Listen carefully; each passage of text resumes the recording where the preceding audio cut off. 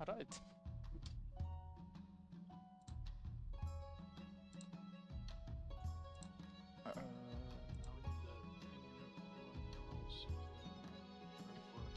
Yeah.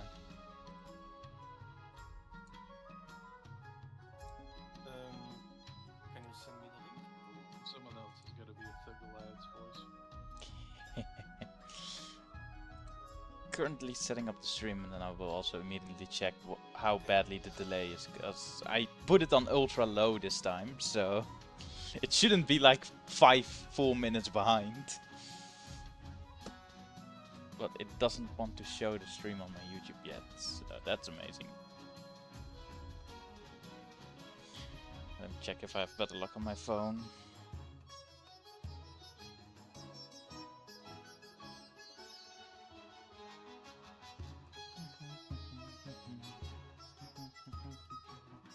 Okay, on my phone it does show. Link, copy.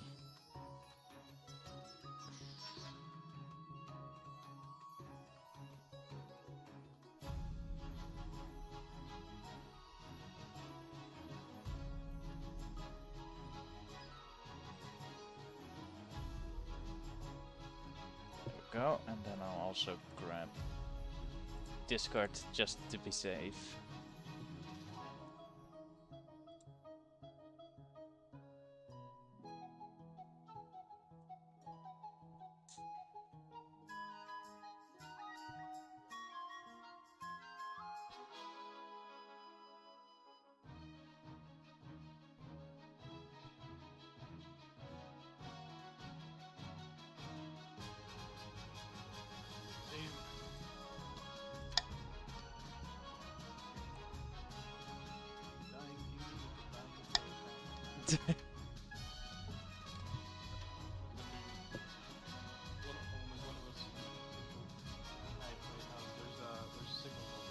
Yeah, I have balanced solo normal votes on. They'll never be able to win against us. We just gotta convince one of them to vote with us. Or vote randomly.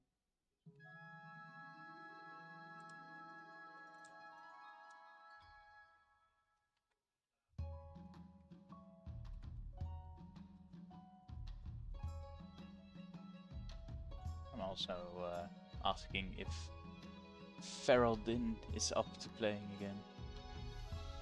It's been a while since he played, but yeah, exactly. Although the counts no longer exist.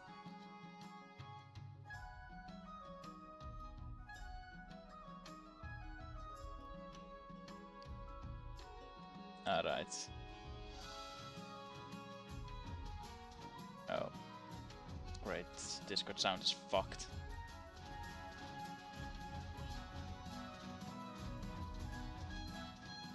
Hello. Alright, I hope that sound is now better. Hello. There are no counts this time, so the countess doesn't exist.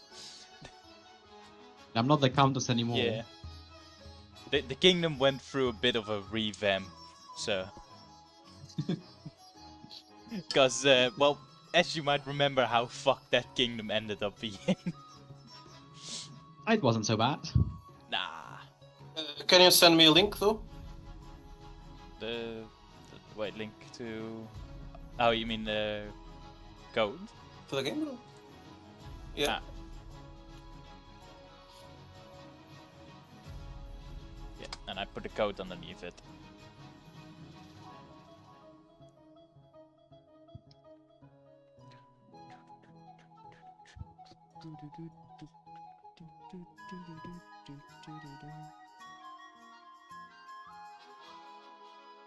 Thank you.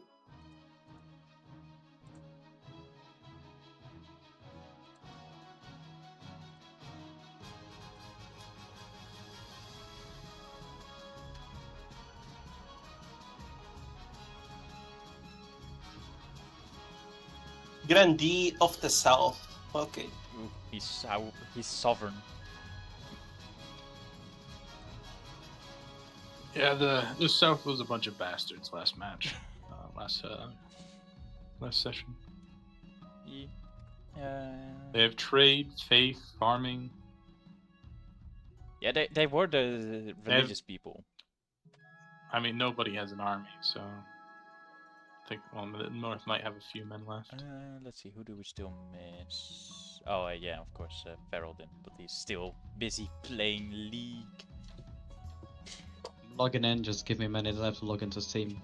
Imagine playing League. I mean, it's not a bad game. I just play it to relax, really. To be fair, it's the same reason I play Rainbow Six. I didn't understand that. Is that you play League of Legends to relax, bro? Yes, because I tell them to do a 0-1, you know, that they are black and stuff like that, which is something I can't do here. I get a ban. Okay. I get a ban. I understand. It's not relax, it's to bend. My it's God, just bro. to rage. Oh man. To relax And was then like, I get what a the ban fuck? For 10 days. I still have a 7-day ban, I think, but after it runs out, you know, I can relax again and... What a lunatic, man. Goddamn. I play a bit of League, though. I've only played ARAM Mayhem. I Uh, just run so- down the Summoner's Rift games. Terrell, what is your champion, bro? My champion, as in what Yeah. champion I'm playing right now. I'm currently Yeah. playing Misfortune on silver ranks on the West server, because I'm bad on Uni. I haven't played League in forever. I don't think I even have it on my new PC. No, I never downloaded it on my new PC. The amount of times I've uninstalled it and installed it is genuinely in the hundreds. Because every single time I got mad, I uninstalled it and then literally a few hours later I installed it again. I have it's like having a relationship with your wife, but you don't like each other. Well, to be fair, I know it because I play Rainbow Six Siege, and the amount of times I rage quit that stuff is not okay.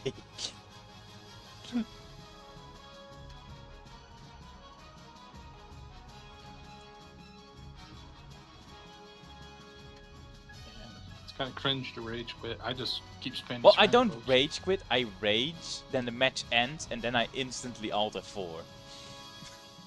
I don't quit mid-match. I do, from time to time.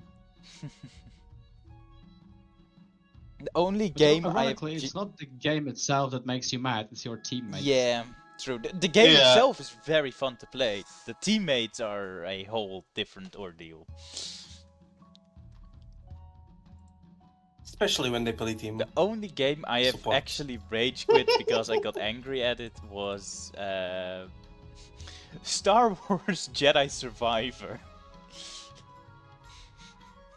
Purely because Why? for some reason, when I block, it did not block like 5 times in a row. So I got pissed because I lost the boss fight due to that, which I had almost beaten. Just a question, Kerner. Which Yeah? number did you vote in the leadership announcement? Number leadership announcements. Oh, I bought the first one. The first one. I voted for the second one. I mean, I like them too. I like the two. You know, when I just say it to myself, I just feel like the second one is a bit better. Wasn't planning on playing Elden Ring anytime soon, so don't worry about it. Or any of the Dark Souls games for that matter. Because I know how easily I get pissed off by boss fights that I'm so close and then just lose. Telerin, the second option reminds me a bit of Valar, to be honest. Yeah, but that's probably not my issue, you know. I just feel like it's pronounced the best.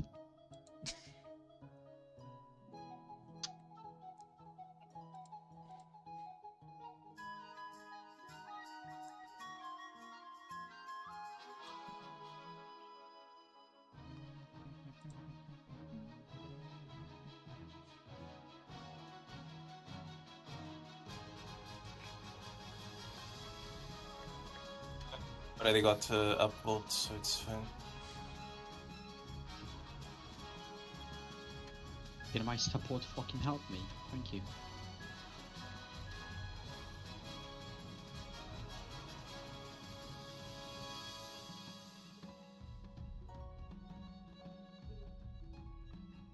So what? Do you just play ADC? Not really. I mean, I do on this account because I have the ultimate skin on her here. But everywhere else, Yeah. I'm a jungle Briar OTP. Ooh. Last season, I had around 200 games with her with 65% win rate, with about the KDA of 14 kills and 11 deaths on average. Right. I believe everyone is in now. Am I correct? I was about to ask Exo if he wants to join. He said he wanted to chill. Yeah. Oh yeah, it's definitely getting in. Yeah, he said Okay. honestly I'll take a chill day. So sad. Very disappointing. Right. I don't know. I think I'm hopeful that the coast can recover without him there. All the wrong decisions. Honestly, I think the coast is in better hands without him. Alright, I'll begin the game.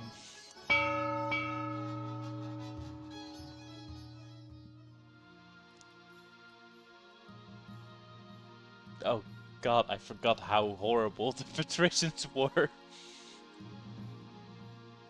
Alright, let's start with the coronation. Your Majesty, it was an honor to serve your father, but now it's your time to wear the crown. As is tradition, the council will decide what happens at your coronation.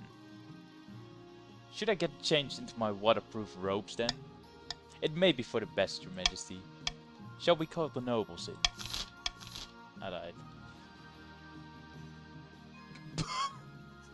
You know we're off to a great start when we cannot afford to bring people in.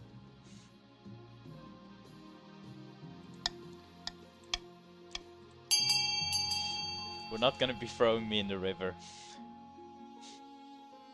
It's happened too often. Screw you. You know what? I want some military. I gotta ready myself for the north again. No, the North will stay on good terms with us. We now have a good king for all.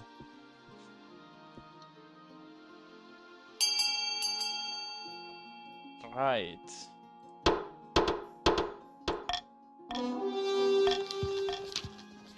Soldiers from across the kingdom take part in the parade. They're even outfitted in impressive new equipment for the occasion. As you climb up onto the shield and hold your sword aloft, you realize this is not going to be easy. Your arm quickly starts hurting. Your soldiers stagger and groan under your weight. Sure enough, one of your shield bearers trips on a loose cobblestone and drops you face first in a puddle, in full view of half the city. At least the only thing hurt is your pride. Alright, the council introductions. Now that you're the king, your first duty is to meet with the council of nobles. I'll introduce myself to the chiefs of the north first.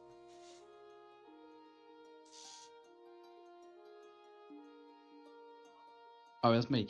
Good luck in the days ahead, Your Majesty. You'll need it. Dealing with us a lot. And now to the patricians of the coast.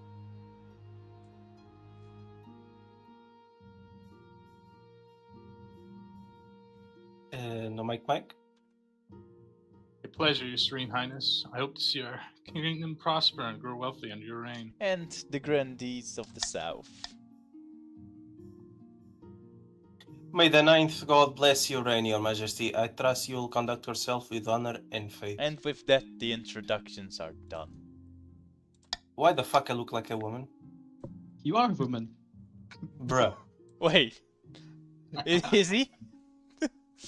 The council hall immediately fills with raised voices as the nobles argue. Is this what your father fought so hard for? I don't think he... Oh wait, he did fight. He beat a revolution. I forgot. Your Majesty, you have some big boots to fill, and with your father out of the picture, the nobles will be looking for an opportunity to replace you. When you die, how do you hope the kingdom will remember you? Well, I will not be doing Saint because that would be too easy. Let's just go for conquering again. A warrior king is sure to be remembered fondly. If he wins more battles than he loses. I suggest over the next few years you focus on improving the kingdom's overall military as much as possible. Once you have an heir, I will return to discuss how your ambition is progressing. Good luck, Your Majesty. And that's the season. Othalla of the Fowler Mad clan. Charismatic northern hero stands precautiously on the longhouse crossbeam, spitting as they speak. Is that enough? We all know I should be on the throne, not this imposter King Kayla II. How do we make that happen?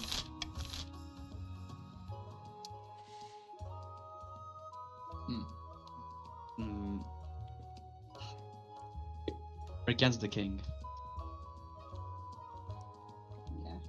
What? You are against the king? That's what I'm asking you. Are we? I don't know. Wait, what's wrong with me? Lower defiance. I don't know. Yeah, I think. We're being loyal. I'm not. Yeah.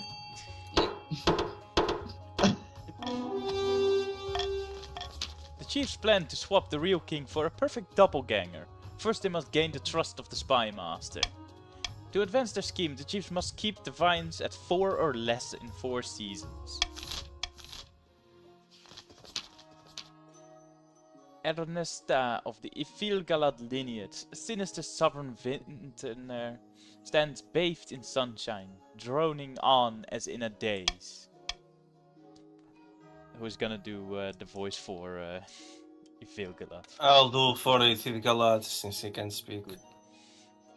What is this? I mean, made my characters all male. How the fuck? Okay, no, forget that. Pretender occupies the throne. Will my claim is ignored? Grandness of the South, this is a stain on your honor. We must not allow it to go unanswered. This is rare. He's speaking. For real. He speaks.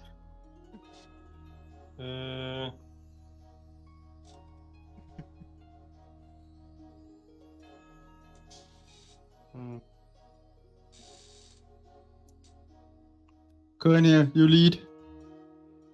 Yeah. Magic. Yeah, they were friends, Your Highness. Remember that? The grandees plan to make a bargain with a wizard. These immortal spellcasters seldom get involved in political squabbles, but perhaps if the king was considered a threat to their autonomy.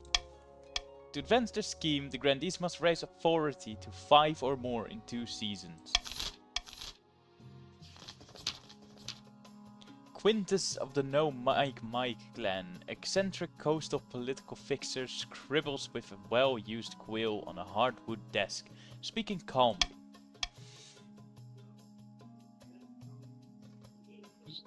Is that me? Fellow patricians of the coast, my claim to the throne is so far more legitimate than King Kalar. Something must be done.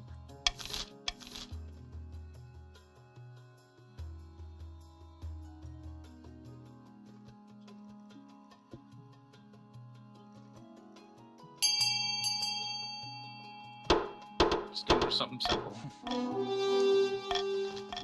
The patricians plan to incite a peasant uprising to overthrow the king, before swooping in to steal the throne for themselves. To advance their scheme, the patricians must raise the treasury to 2,000 or more in 2 seasons. Alright. Let's continue to the laws of the land. We'll adopt the monarch's golden choice.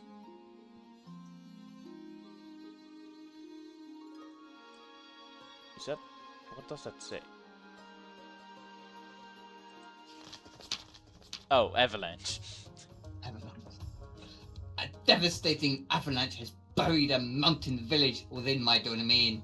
There were few survivors. I suppose the kingdom should lend a helping hand. The other nobles are under no obligation to help the north, but surely they will vote with compassion.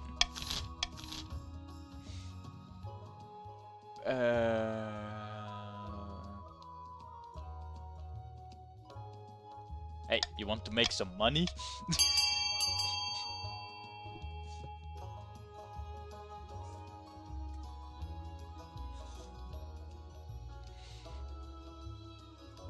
It happens.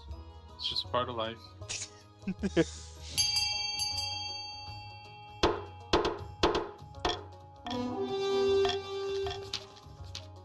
The North is a hardly self-reliant region. Since when? Their trade is 10. There's little complaint about your lack of support, or at least none that reaches your ears. Alright. The Honor Guard. One day you're walking through the palace gardens when you're confronted by an unusual sight. One of your palace watch is standing guard, but instead of a pike, he's holding a mop. Fearlessly defending me from dust, are you? Last week, a grubby little urchin kicked me in the shins and stole my proper pike. I grabbed the first replacement I could find. You're an idiot! For real? Some might praise me for my resourcefulness. I can only apologize, Your Majesty. The Palace Watch have been more incompetent than usual recently. It's obvious that you need a proper honor guard to protect you.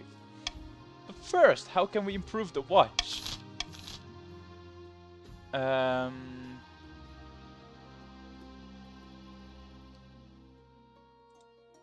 There's one thing I will do. I will be vetoing that because that is lowering our military.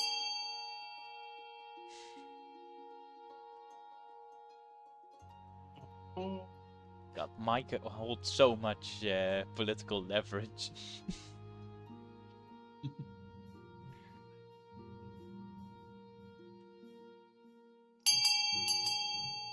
Alright. We will spend a fortune. Soon your watch are outfitted in gleaming new armor, wielding a pike in each hand to fend off urchins. They're not actually more competent, but they look impressive. If one thing's clear from this mess, is that you need an honor guard who can actually keep you safe. Not like these kittens. Think carefully, Your Majesty. These guards' loyalty will be divided between you and their region. Of course, you could just hire foreign mercenaries. They'd be loyal to coin above all. Well, I don't really have coin anymore. Tell me about the Northern Warriors. Bearded oafs with axes and no manners. They'll get drunk and cause trouble in the palace. No discipline at all, and I can't guarantee they won't run off on some random quest. But they're honorable, and in a fight, unbeatable. Tell me about the Coastal Gladiators. A gang of low-born crooks who've turned themselves into celebrities through their skill at chopping other people to bits. They're vain and selfish. Oh. Their skill in battle is undeniable, but can you trust them? Tell me about the Sovereign Battle Nuns. Terrifying warriors, and they've sworn a vow of silence, so at least they won't spill state secrets. But their faith and loyalty is to the church above all, even your safety. What foreign mercenaries do you suggest? A band of fearsome fighters from the Tetherlands called the Battle-Bitten Brethren. They specialize in bodyguard work, but they're costly, and hiring foreigners will betray a lack of confidence in our kingdom's fighters. I've made my decision. I await your verdict with God, I'm having difficulties. I await your verdict with bated breath, Your Majesty. I'll go with the Northern Warriors for once, even though I'm helping them by doing this. I will make the arrangements at once. The warrior heroes arrive a few weeks later. They swagger in with big grins and bigger axes, belching and singing and roaring out unsavory jokes. One of your courtiers faints. Sounds like a lovely bunch. A petitioner from afar. Your Majesty, there's a petitioner here to see you today. We're not exactly sure where she's from. I assume you have a good reason for letting her in? You'll see soon enough, Your Majesty. Oh, okay, sorry guys, I'm gonna break character. We need to help her. Greetings, Your Majesty. My name is Ulrich. I have a proposition for you. Orid, where are you from? Distant shores, your majesty. I prefer to keep my exact origins a secret. Who are you exactly? I'm a humble ship's captain. Once of great renown, but that was a different time. Not a pirate then? No, your majesty. Never would I countenance that thought. Tell me more about this proposition. 3 ships are docked in a harbor to the west. Their holds are packed to the gills with muskets and gunpowder, and they each boast a full battery of cannons. They are all yours in return for a small favor. Muskets, the small furry animals? Muskets are powerful weapons, your majesty. The secrets of their manufacture are known only in the Republic of Curve. What would I do with muskets? Outfit your armies with them, your majesty. They are powerful weapons, enough to give you an edge over your enemies. And what is this favor? I only wish to stay in your kingdom with your blessing and protection. I can show your soldiers how to use the weapons, of course, to avoid any accidents. Alright, what did you do? I don't know what you mean, your majesty. I simply wish to keep my dealings private. You will forgive me, I hope.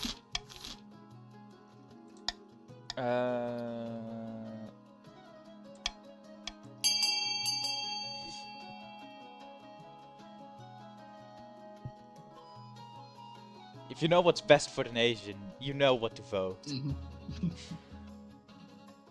No, it's not rejecting. No. Okay, thank you, Mike. I got rebellion to plan, guys. My bad. Urid and her weapons prove most useful in the coming months. She and her crew train your officers as promised. The military of the north is now capable, the army of the coast is now strong, and the military of the south is also strong. Urid demonstrates by puncturing a metal breastplate at 500 yards. The council clearly made the right decision. You would have to demonstrate with like 5 peasants instead. I can't afford armor. Don't worry, it was armor paid for by the treasure. Oh, wait.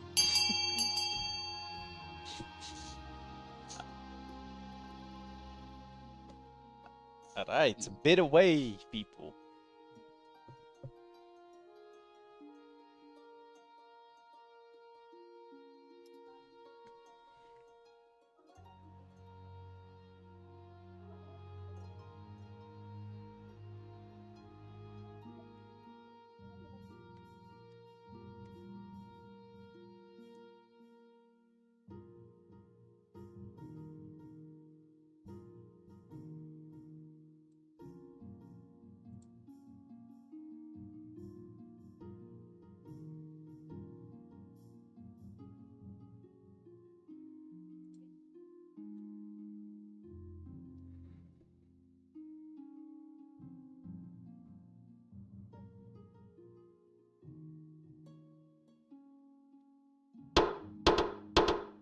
Alright. Let's see what is being built. A monument for authority and a grand bazaar.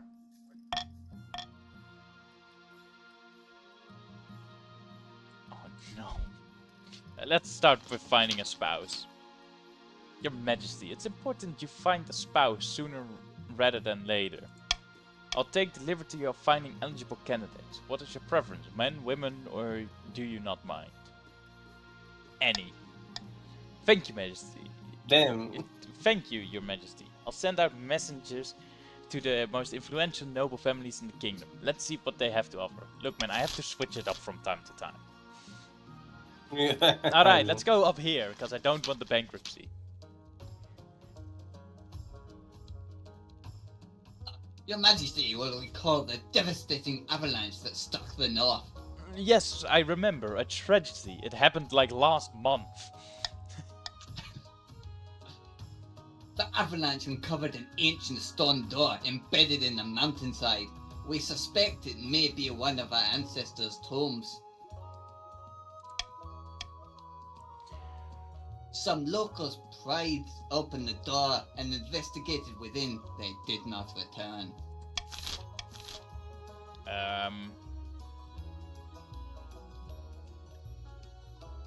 I'm gonna be honest, that sounds cursed, and I think we should lock down that tomb.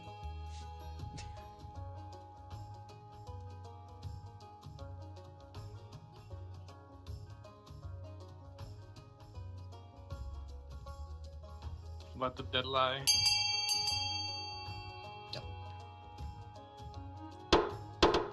There we go.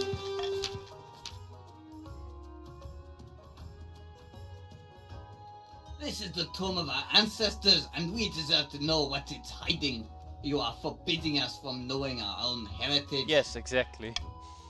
You suspect he is more concerned over the fact that the ruins could contain valuable treasure. Still, no point risking it. Alright, now let's deal with the bankruptcy. The treasury is almost empty, Your Highness. Where the hell did it all go? I couldn't possibly say, Your Majesty. Perhaps you have been spending a little too freely? Apart from raising taxes, we have precious few options. You could get a bank loan or sell off the crown jewels, or perhaps crack open some of your predecessors' tombs, or buried with piles of gold, or so I've been told, or so I've heard.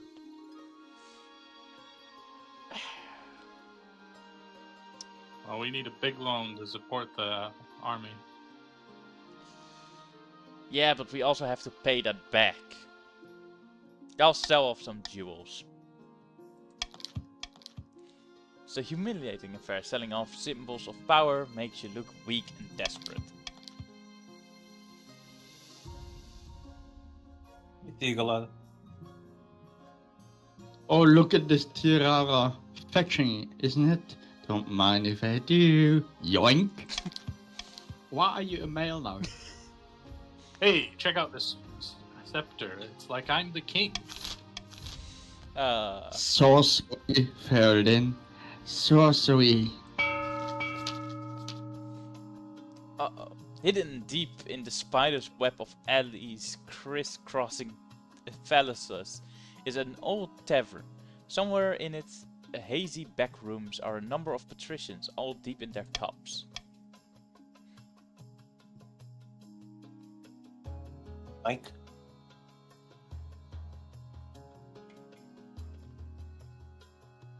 Mike? Not enough. The citizens couldn't care less about the king or his hoarded health. How were you supposed to incite a rising in this climate? This is also some... You start by considering the king actually has some wealth to flaunt.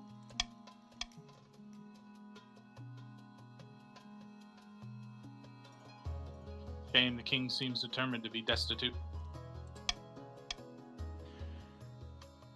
Perhaps he really just bad with money. Yes, I am. Patricians aim to raise the treasury to 2,000 or more. Down in the south, Grandee Ifilgalad is practicing his swordplay, cutting a dummy to ribbons. Suddenly the sky turns black, a flash of light, a boom of thunder, and a figure stands where he charred scraps of the dummy used to be.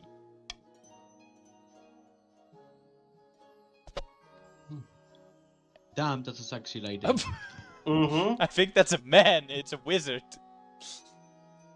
Oh, never mind. I mean, they can be female, I though. am F-Moral, Wizard of the Storm. Speak your piece, mortal, and be quick. I thought we might have a common goal. The king has been overstepping his bounds recently, has he not? This is undeniably true. Watching from the clouds, I have observed many grave injustices committed by the king's minions. Technically, the precepts of magic forbid me from intervening, but alas, my colleagues abandoned that rule long ago. I suppose I gain nothing from keeping to it still. One thing though, you must deal with the bees on my behalf. It's always the goddamn bees.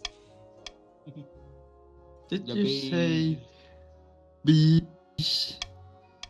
Yes, on this plane they're simple insects, but in the apiary, the world of dreams and magic, they're powerful and intelligent, call themselves the dreams of being. They have an innate fondness for royalty and sometimes protect monarchs from magical interference, but they won't harm non-magical folk, beyond the occasional sting, so you can deal with them. For the next stage of this scheme, the grandees must lower all regions' combined farming to 14 or less in 4 seasons. That's gonna be Oh no, that's gonna be easy. I thought I was looking at trade.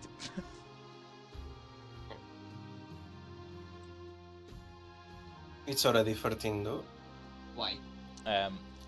Your defiance is getting too low. What? You want us to rebel again? Maybe. At least now I need the money.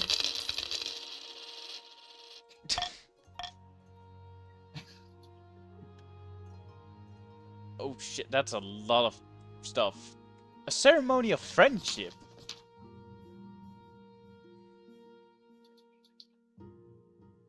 Geraldine? Your Highness, too long have we let tensions simmer between us. We are citizens of the same kingdom, are we not? I just want to ensure that the chiefs are... Is that me saying it? The chiefs are loyal despite the rumors, and to prove it, let's hold a ceremony of friendship where we renew our feudal vows. What a lovely idea!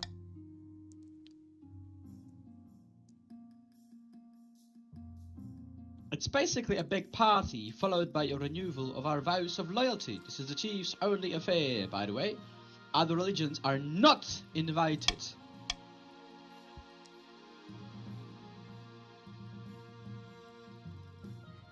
Though unfortunately, we still need council approval to open the treasury for the treasury's purse strings. Across the kingdom, the king shall attend a private chief party. Ceremony of friendship sounds like a waste of time.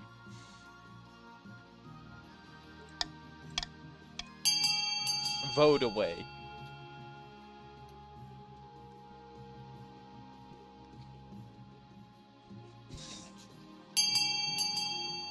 Okay, apparently friends aren't accepted in this kingdom. Friend, is that what you call gold coins?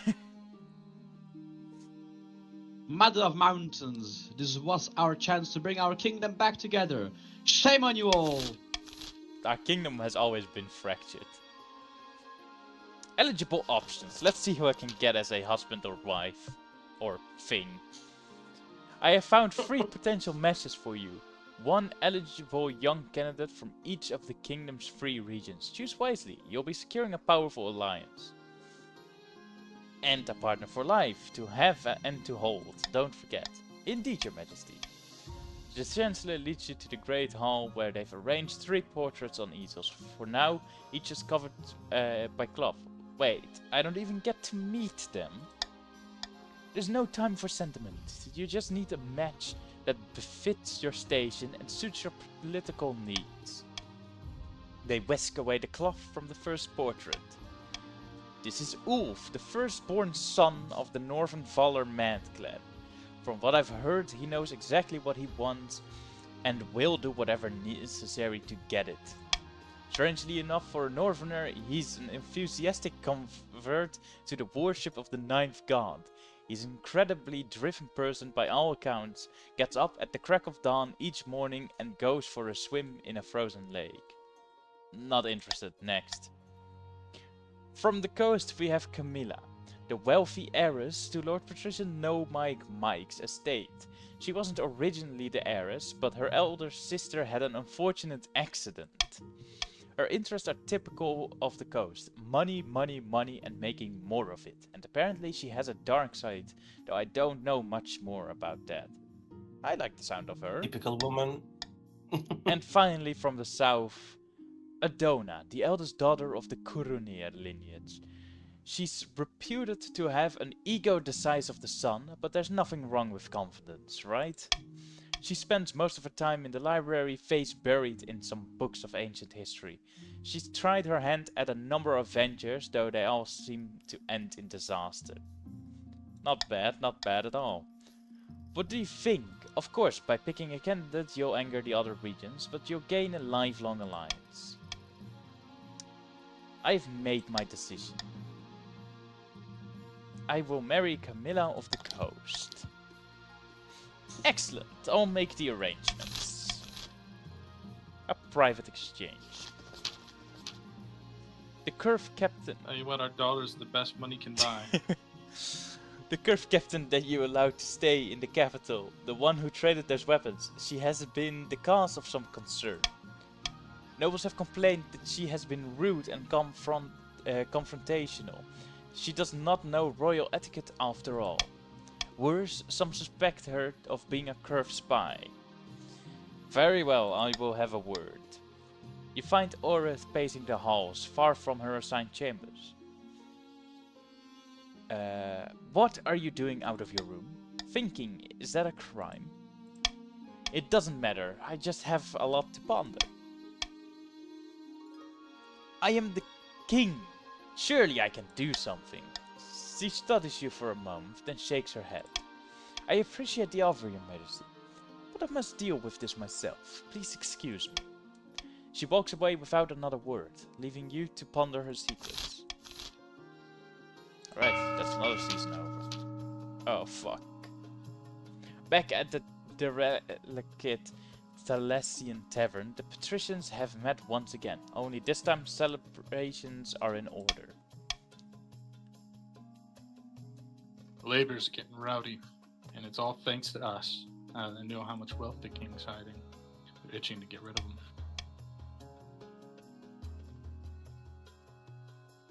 Careful we don't get them too riled up, mind you. Although, start asking questions about where our wealth as well. Yes, now it's time to incite some real chaos. Show them that King Kalar II is not only greedy, he's utterly incompetent too. For the next stage of their scheme, the patricians must lower stability to 4 or less in 4 seasons.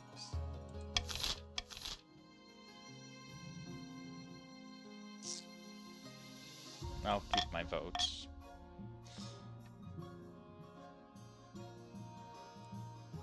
The royal wedding. Let's start with something positive.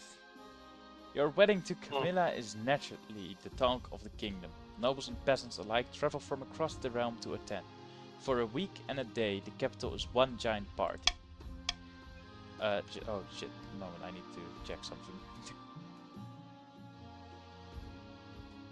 He's cheating on my daughter. No, I would never cheat on anyone. No, sorry, I need to check something for work real quick. Oh, no problem.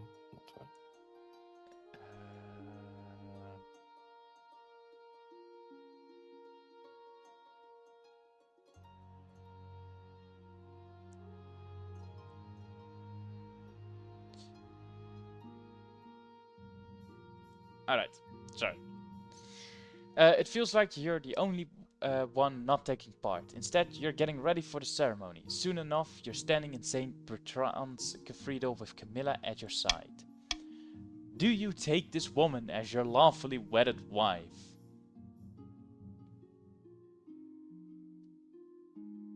You can be a playboy. Isn't it your daughter that we're talking about? Nah, it's fine, it's fine.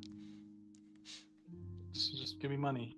Alright, I've changed my mind. I can't do this. You flee from the cathedral, leaving your guests and the archbishop in stunned silence. I knew this was too good to be true. I saw 8 crow spurs outside. You know, an omen of this misfortune. Alright everybody, looks like the wedding's off. Let me take this opportunity to deliver a sermon. You run until the muttering of the crowd is lost to the winds. Looking around, you find yourself in the palace gardens. Sitting on a bench, you try to compose yourself. When you look up, you see the Chancellor watching you sympathetically. Never mind, Your Majesty, the scandal will die down. Eventually. What do you plan to do now?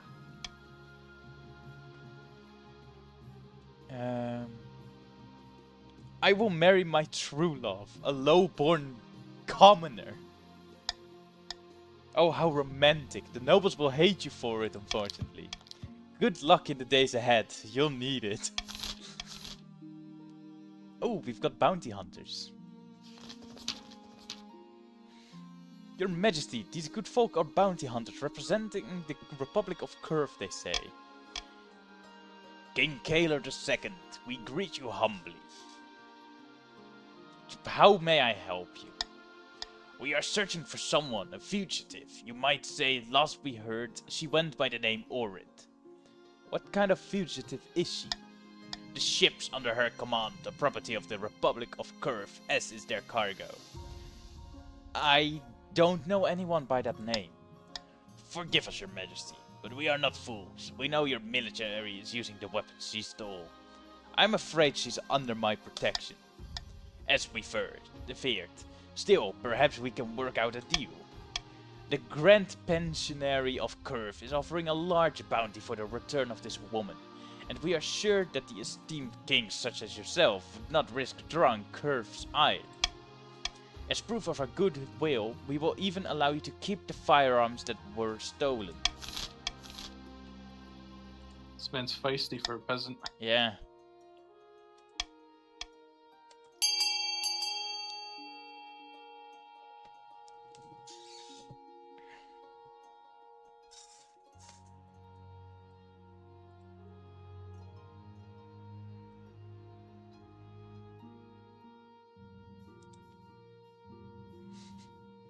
I mean, I'm not sure why our military is raising if we're just keeping the weapons we already own.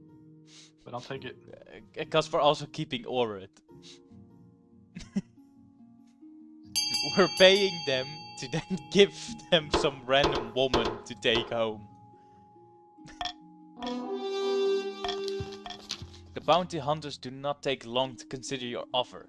They return to Kiev with the head of a nameless prisoner. You hope officials back in the Republic will be none the wiser.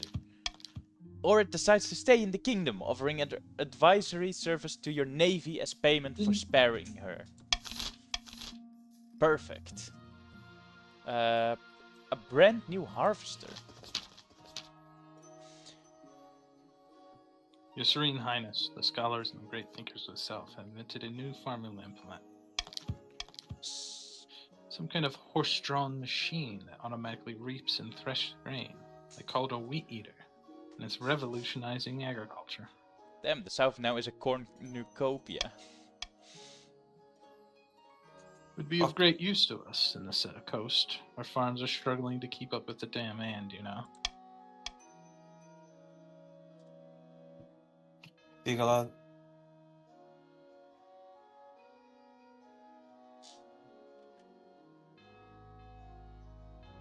Figalad, it's your turn to read, bro. Oh, for fuck's sake, I've been talking and... never mind. We will not share this sign with the likes of you, coastal leech. Our people worked hard on that machine. We deserve the wee bit's reward, not you.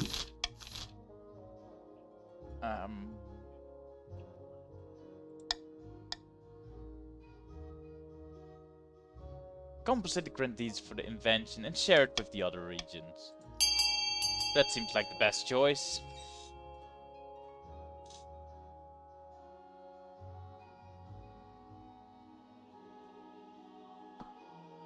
Of course, the South is opposed.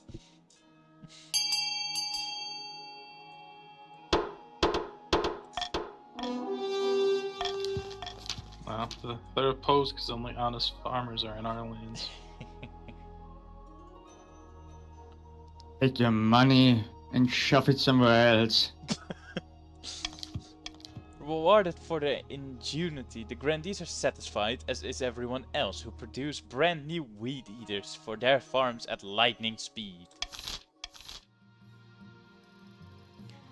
Alright, let's end this season.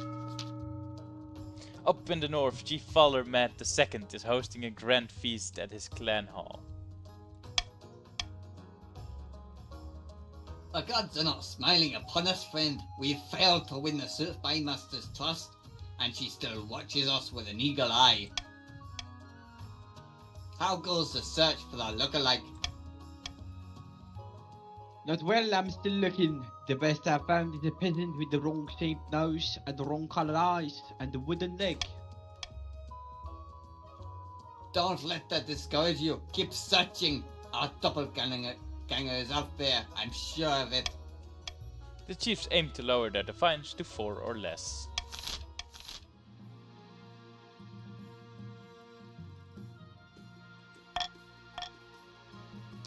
Right. God damn it! Can you guys not? Alright, let's first go for bankruptcy again, because that seems like an issue. The treasury is almost empty, Your Highness. Why not? Kirk puts in more tombs. Sure, let's do that. You ordered the royal mausoleums dug into and looted. The result is quite a bounty. Gold masks, heaps of coins, precious jewels. Not everyone is as practical as your treasurer, however. The church denounces you as a grave robber. Nobles and peasants alike are disgusted by your greed. Oh god, we're gonna have a revolution on our hands. A secret romance. This isn't gonna help either. It's near impossible to sneak out of the palace at night. The palace watch keeps catching you and dragging you back to your bedroom. But tonight you managed it. Bundled up in a dark cloaking hood, you head out to the capital's market district. Your true love is waiting for you on a bridge. Your love's name, of course, is Jane. She rushes into your arms and presses her mouth to yours. It's a while before anything needs to be said aloud. Oh, she's from the Grandees! My love, it's been months since we last saw each other like this. Every night I dreamed of you. And I of you. But why did it take so long? The palace watch realized I was sneaking out. It must be such a hardship to be the ruler of the entire kingdom, Your Majesty. She can't get through those last 2 words without breaking into laughter. What happened to the brash young prince who snuck out of the palace so he could see the real world? That was when you met the love of your life, in case you forgot. You don't have to call me Your Majesty. I know. It was just a joke. You always just be Kaler to me. Why don't we head back to your place? You and Jane return to her tiny cottage and spend the night together as usual. You must sneak back to the palace before dawn, but before you leave, she catches your arm. I'm tired of waiting, my love. I can't live like this. We need to get married in the eyes of the 9th god for all to see. The nobles would never stand for it. Who cares what they think? You're the king. The 9th will look after us. Man, he should have stuck my daughter. Let's get married. Hey, you're the one that told me it was fine. Thank you, my love. Oh, this is so exciting. I can't wait. You put up your hood and sneak back to the palace. A tomb Rio. He's just using you. Your Majesty, do you remember a while ago when you ordered that the tomb we discovered on the mountain be shut back up and forgotten about? Yes, I believe so. A low-born gang of cutthroats and looters dug the door back up. Despite our efforts, they cracked open the tomb. And disappeared without a trace, I presume? Sadly, no. The looters marched back out of the tomb at the head of an army of magic warriors made from ice. They've taken over a nearby fortress and declared it an independent fiefdom called Frostopia. This kind of defiance must be answered, Your Majesty. We don't have long to decide on a response. Do we know the origins of these ice warriors? The ancient northern king Bjornaf was rumored to be a warlock who created his own soldiers from snow and used them to crush his rivals. If these are his creations, though, they must be over 400 years old.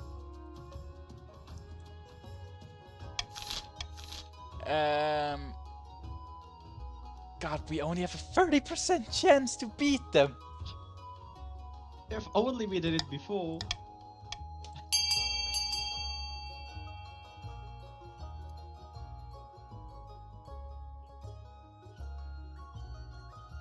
This is looking bad. We can talk this out. I'm sure they have needs. Maybe they want water. When your counselor returned from the fortress, they look thoroughly shaken. These looters are the lowest kind of ruffians, your majesty. They are claiming to be lords and ladies, throwing feasts with stolen food, playing games, gambling and dancing and converting. To make matters worse, after I told them to surrender the castle, they threw rotten eggs at me and drove me out of there, drove me out into the snow. What did you learn about the Ice Warriors? The Frozen Army worships a long-dead king named Bjarnolf, and the looters have won them over by deception, claiming to be Bjarnolf's rightful heirs. Could we send a spy to tell the Ice Warriors that they have been deceived? An excellent idea, your majesty. Nice to see you approaching such problems with subtlety. A month after you sent your spies north, you hear word that the Ice Warriors have mutinied. The looters' decapitated heads are spiked along the battlements of their stolen castle. After slaughtering their masters, the Ice Warriors march back to their tombs and head inside, locking the door behind them. I can't believe we managed to fix that situation. Alright, let's start an auction.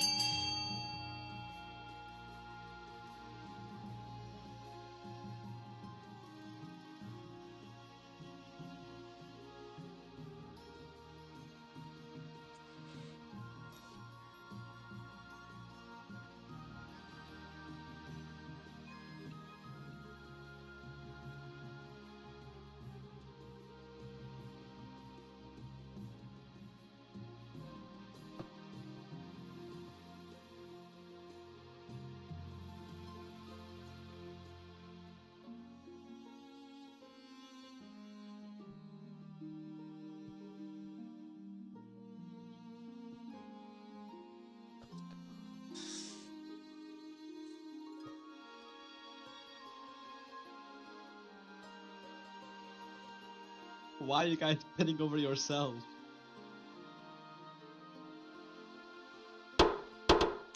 Oh, fuck. I put too much money. Well, you achieved what you wanted. The best money you can buy, he says. Let's start with arranging a marriage. Your Majesty, your insistence on marrying this commoner girl is most unwise. If you proceed, it will be against the recommendations of all your advisors. Didn't ask, don't care. Very well, in that case I suppose all that remains is to make the announcement. Damn, stability goes up from that? This is ridiculous. Make the announcement in a public speech to the common Get ready folk. for the rebellion. Gather the nobles and tell them in private. I have fantastic news. You didn't even let me read. Oh shit, sorry. After you explain your upcoming marriage to the low-born woman, a deathly silence falls across the nobles. It finally broken by Grandee Kurenir. God above, your holiness. You're destroying centuries of tradition, all because you've gone moon-eyed over some gold-digging peasant. Shameful! The other nobles all raise their voices at once, a rising tide of anger and insults. You duck out of the council hall in case they start throwing things. Now that the news has been broken, the only thing left is to organize the royal wedding itself. Oh, this is bad. Now you guys know where the term gold digger comes from. You don't even have money for the wedding. There's one thing you're missing, however, an heir. Normally I'd wait until the wedding is over. I just wanted to say something before you ducked out of that whole corner. I may or may not have thrown a rotten egg in your direction. God damn it. Frankly, we don't have time. You're gonna end up in a dungeon again. You need someone young, whose loyalty is assured. A child of your own who do the trick, even if they're a bastard, or the youngest of your many cousins. I'm pretty sure I have a bastard child lying around somewhere. The church won't be happy, but they're just as keen to avoid a civil war as we are. They'll legitimize the bastard without much fuss. I will meet the Archbishop tomorrow. Can't even get my own child. Oh no, a monk. Your Majesty, a young coastal monk named Giddelfrith seeks an audience.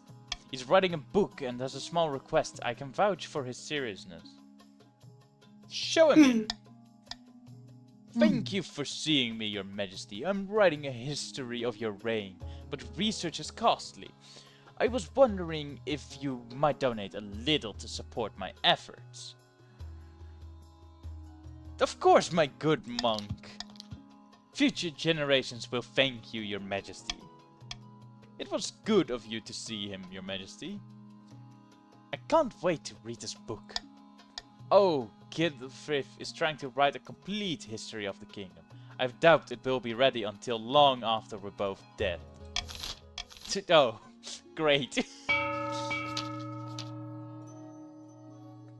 Down in the south, Grandee Filgalad is visiting the wizard F. Morrow in her tower. Oh, it is a woman. Floating on an island amid the clouds. I walked through the apiary last night, and the dreams of being still ruled their crystalline cities. What's taking so long? God, I'm having real difficult talking. Miss, you must understand, these small ones and the one that rules them, let's just say, they bribe the other grandees and may or may not have stolen equipment to improve the farming. In short, we failed. Hurry up! I'm not accustomed to failure! Sparks fly from F. Morrow's fingers, and Grandine Filgalad yelps in pain, his hair standing on end. The Grandees aim to lower all regions combined farming to 14 or less. Damn, you're getting tortured out there. At least I'm not dying. Fuck. Who do you think will first die? I think this entire nation is about to collapse. Yeah. It's not that bad. It is that bad! The royal wedding. Your wedding to Jane is naturally the talk of the kingdom. Commoners travel from every corner of the realm to attend. For a week and a day, the capital is one giant party. Many nobles refuse to attend the event. Even now, they're still furious that you're marrying a commoner. On the day of the ceremony, the streets are packed, but St. Bertrand's cathedral is nearly empty.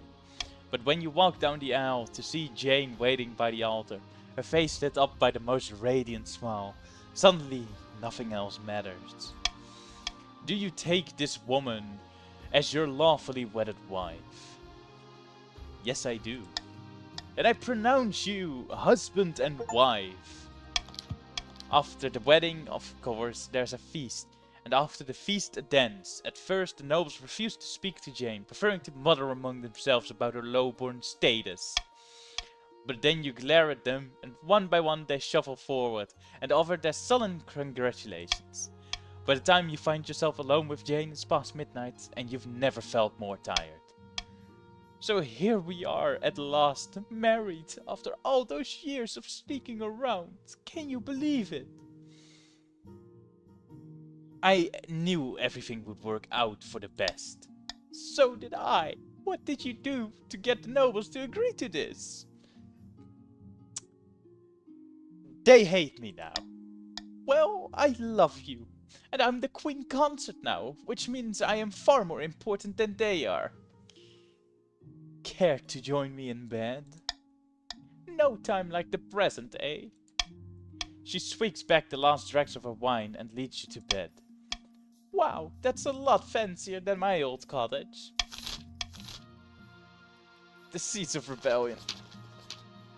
That's the 5th peasant I've had to hang this week, and just like all the others, she was trying to steal our gold and give it to the poor. Pah! What do they need with gold anyway? Something is amiss, Your Majesty. Someone has been stirring up discontent amongst the peasantry, and I have reason to believe it's the patricians. Uh-oh. You're fucked, Mike. Come at me. Why would the patricians stir up trouble with the common folk? A peasant uprising is trouble if not de-escalated quickly. The patricians will capitalize on this instability to install Quintus as king. So we kill a few more, put the fear of the ninth into them. You misunderstand. That is exactly what the patricians want. It will cause chaos. Your Majesty, you must get a grip on the common folk. If the kingdom is stable, discontent will not be able to spread as easily. This will give me time to root out the conspirators. The kingdom is not currently in chaos, but it could always be better. Perhaps the council will aid you in this endeavor.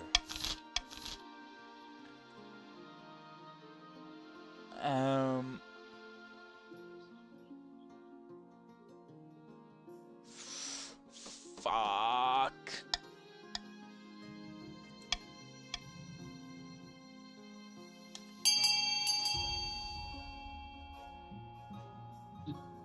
No, no.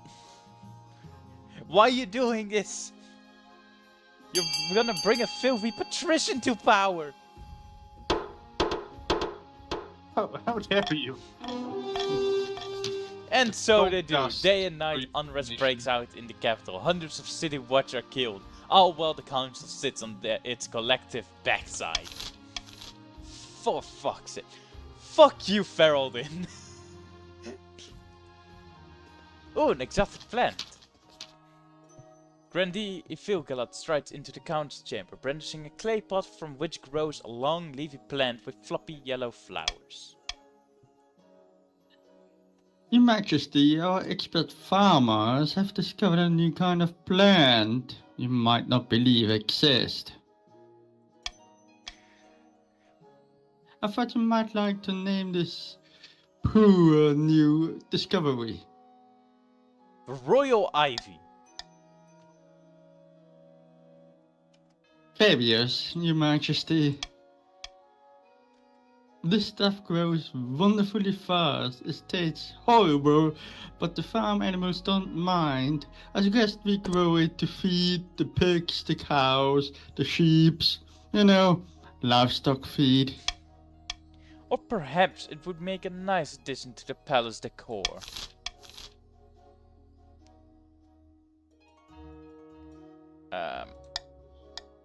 Guys, I say we cultivate it in the south.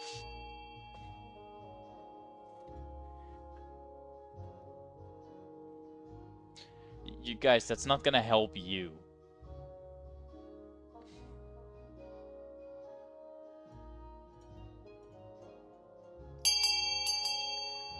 Oh my fucking god.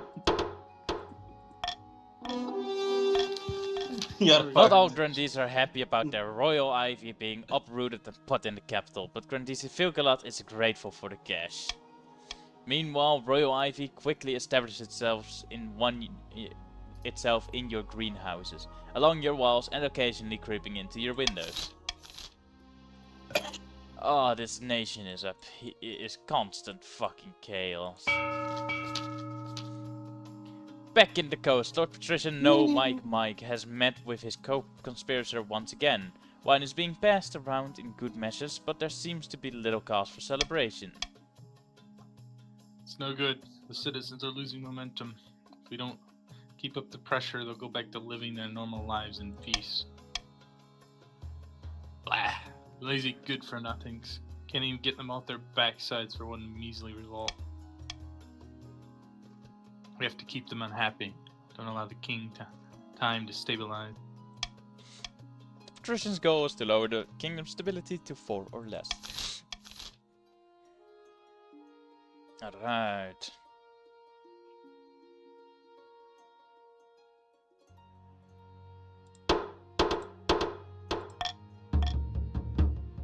And the north is rebelling.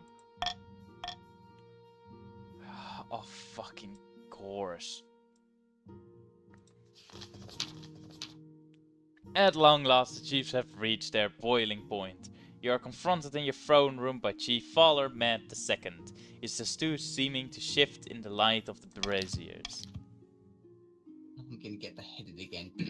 The chiefs of the north will rip that false crown from your head and stomp it into the mud. We will be fighting for glory, for honor, and for Adhala, the true queen. This is a formal declaration of war. The next time we see each other, we'll be on the battlefield. One day I will see your head on a spike. There will be many heads on spikes before this war is over. Mine will not be among them. Chief Falamed II strides from your throne room without looking back. I didn't expect them to move so boldly, Your Majesty. What are our chances against the rebels? The chiefs are formidable, but not undefeatable. I hope they don't persuade any other region to join their rebellion. That would be disastrous. How did things get this bad? The leader of the rebellion is Chief Feraldin. He's citing your past transgressions as reason for the uprising. Your reluctance to provide aid after the Northern Avalanche, your marriage to a lowly commoner. Not to mention, your greedy plundering of the royal tombs. Urge to murder rising? Yes, Your Majesty, hold on to that feeling. You'll need it. So this is it, civil war.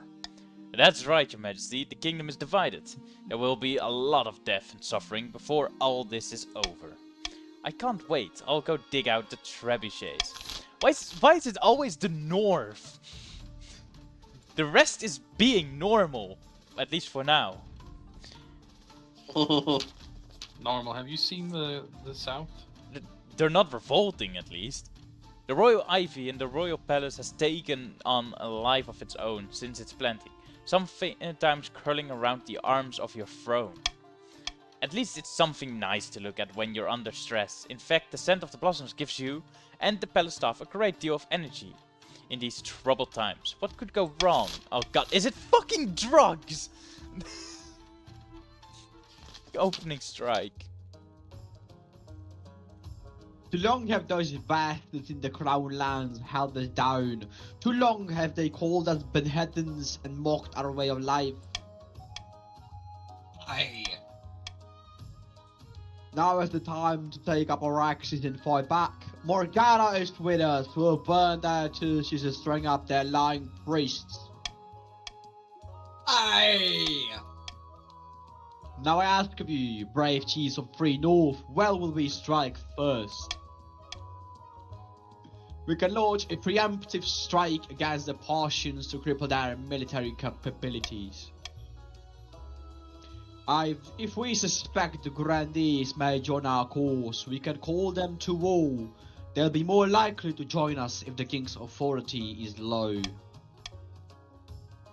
Or finally, we could send off an assassin to nip this in the bud. Less honorable, of course, but convenient.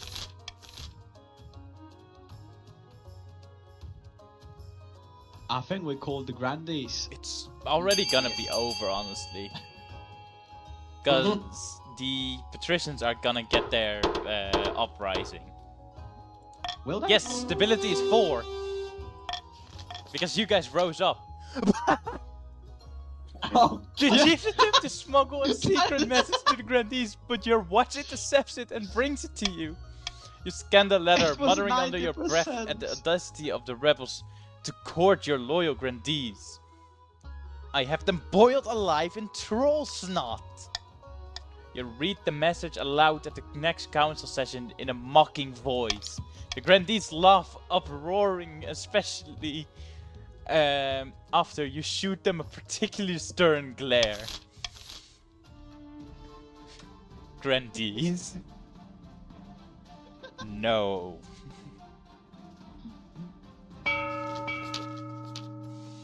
Back in the Ghost Dog prison, no, Mike has met with his co-conspirators. Once again, wine is being passed around in good measure, and it seems spirits are high. We've done it again, my good friends. The citizens are in uproar. Riots are commonplace across the kingdom. I foresee no negative consequences of this. Other than for the king, of course. Indeed, and all it took was a civil war to kick off. What excellent timing. Could have known those chiefs would finally come in handy for something. Well, this is the second time they've done this. It's not that surprising. Only one step remains. I have 2 proposals for the plan ahead. One way or another, we'll push the laborers to turn violent.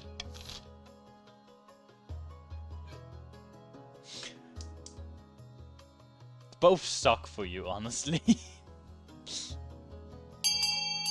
Well, trade is at 23, so. Yeah.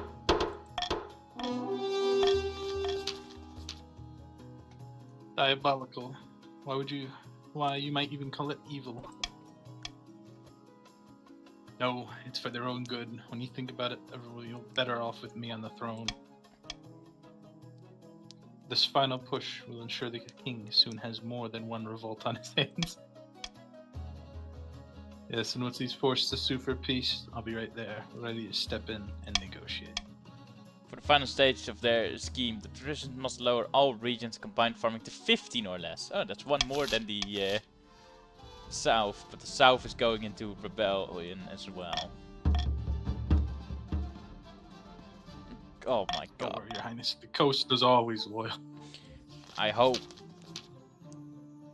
Your quest for an heir is finally complete. You stand before the council holding a small child in your arms. Should I die, I ask that my crown will be passed down to... The council hall is filled with nervous silence. My legitimized natural-born child. The assembled nobles break out into sporadic applause. By designating an heir, you've cemented the stability of the kingdom, providing that you can survive this civil war. Through the common folk may lose some faith in the church, seeing their king extramarital adventures being forgiven so easily. Your August Majesty, may I be the first to congratulate you on legitimizing your child. What is their name? Kaler the Third. Marvelous, your esteemed Your Highness. I'm sure little Kaler the Third will grow up to be a chip off the old block. Congratulations on finding an heir. Now you just need to fulfill your ambition to win the game. Expect a visit from the Spy Master soon. Oh no. I'll first go this one. Vast armies darken the landscape like a shadow of clouds. Flags are flying, drums are pounding in rhythm with the marching boots. The kingdom is gripped with civil war. At least that's what you imagine. Most of your time is spent in the safety of your palace, poring over a giant map with your marshal. Your Majesty, the army of the north is trying to link up with the army of the south. If we take them both on at once, we're in real trouble. Our only hope is the patricians. Against both armies at once they'd be outnumbered, but perhaps they can take one of the rebel armies by surprise before the two join forces. We have no choice but to strike one or the other before it's too late. What are your orders, Your Majesty? The northern army first, it's the weaker army. Very well, Your Majesty. I'll relay your orders to the commander in the field. Hopefully they do as they are told. God knows treachery can thrive on the battlefield.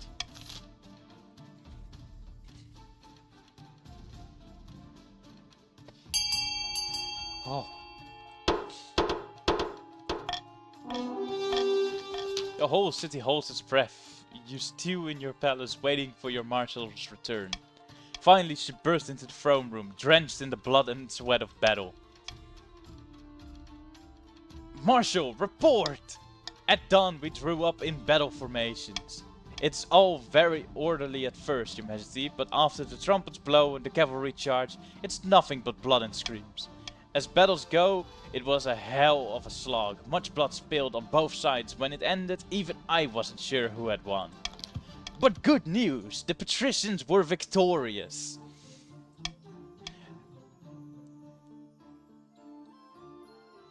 Huzzah!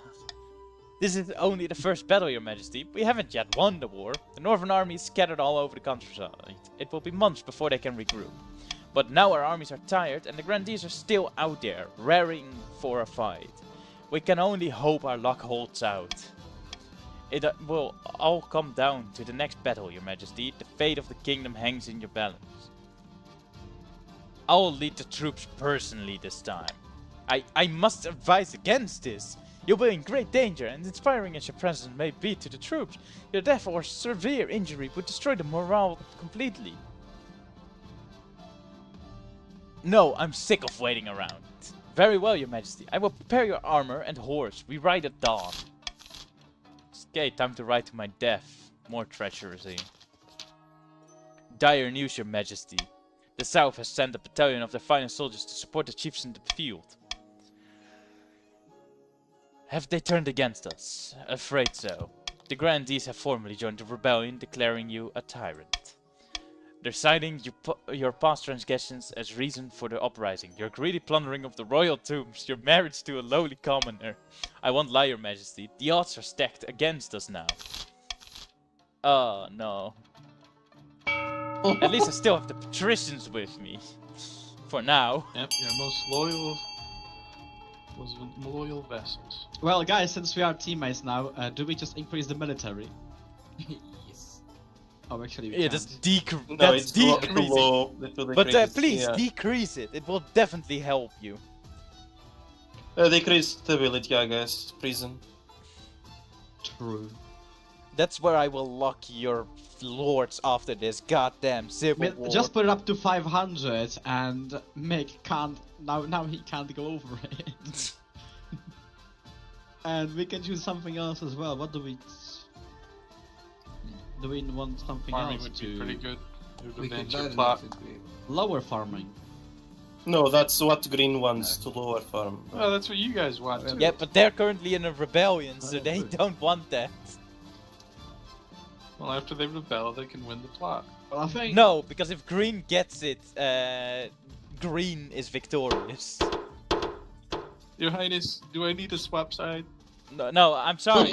Of course, I would be glad if you would take over after me instead of these traitorous bastards. Hmm. Uh-oh. Uh-oh. Sure, let's start with the final battle. It's the night before your battle against the Grandees. The atmosphere in the coastal camp is tense. On the journey, you've had to leave most of the luxuries of the king behind, but your master was good enough to ensure the royal command tent is always well stocked with wine. Abstain from alcohol tonight. You'll need a clear head and sharp wits for the battle ahead. Tomorrow we fight. How are you feeling, your majesty? Like I'm about to spew. Your marshal's expression doesn't change, but she takes a sharp step back. Now that you're here, you need to lead your troops, otherwise their morale will plummet. At last a chance to show my martial prowess. I look forward to seeing you in action. The next day, at an ungodly hour, you climb onto your warhorse and ride out with your troops to meet the Grandees on the battlefield. The sky is blood red. Flags whip in the wind. Horns blow, drums beat. Both sides are in battle formations, with the enemy visible only as 1,000 gleams of swords and armor. Your troops are looking at you. They expect a speech. The first option, really, what the fuck, bro? If we die today, we die in glory, but try not to die. Your soldiers reply with fuck!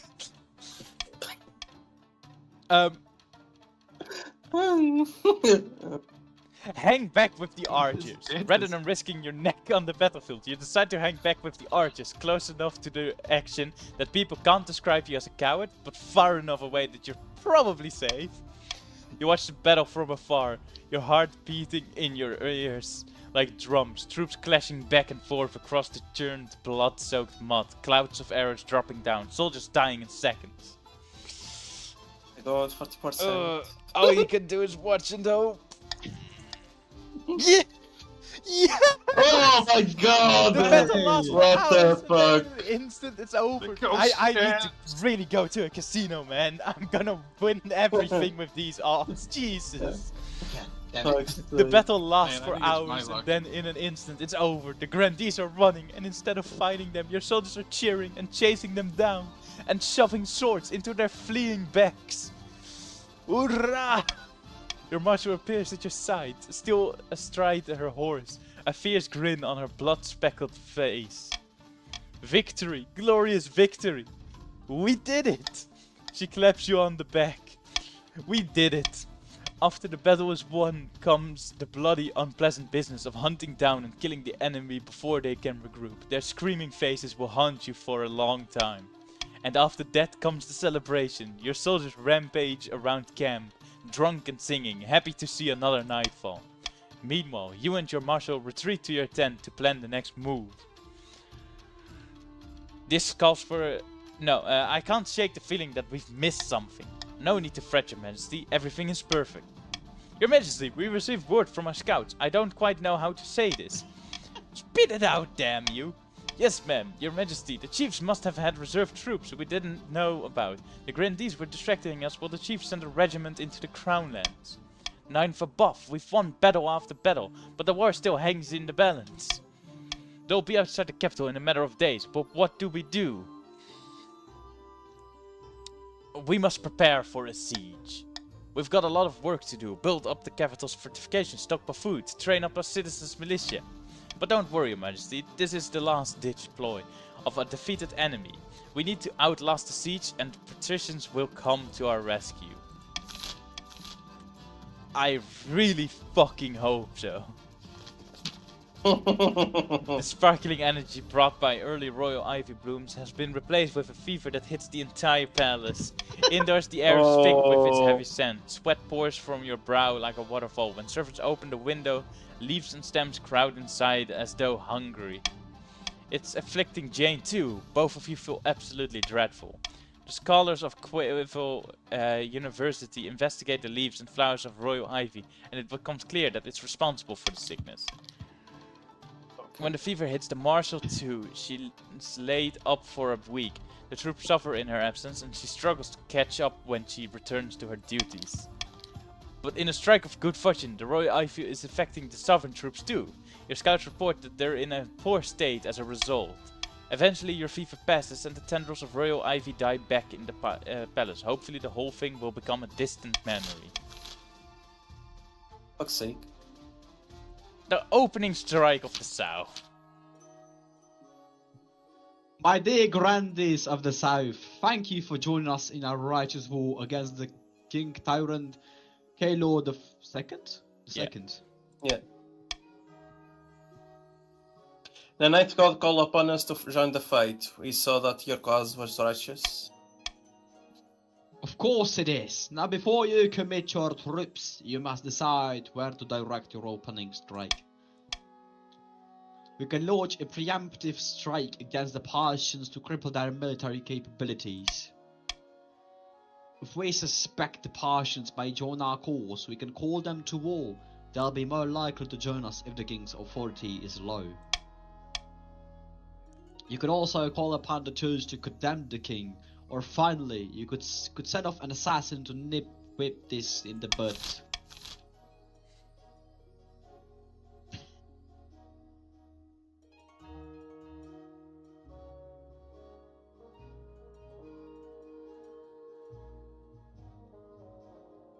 I think an assassin is your only choice, honestly. I think Yeah. Fight me on the field of I would battle. go with the church. Yeah, exactly. Thank you. Oh, sorry. Yes. Thank you for meeting me, Her Holiness. Your message was most heartfelt. And how could I turn down those in need? We're all the ninth god's children, after all. Oh, I couldn't agree more. And on that subject, the search has been suffering lately, hasn't it? The king hasn't been giving you the support you deserve. The fuck do you mean? At last, it is true. The king has strayed far from the light of the ninth. What the fuck, Bishop? It breaks my heart, but a king with so little concern for the kingdom's spiritual health can scarcely be considered a king at all. Now, Ernesta, on the other hand, if she ever finds herself on the throne, she will be sure to make a substantial contribution to the church coffers. Now, you know I care not for money. I only care about what's best for the kingdom. And what's best for the kingdom is a monarch who cares about the church. I'll lend you my full support, gladly. Thank you, Your Holiness. Go with God.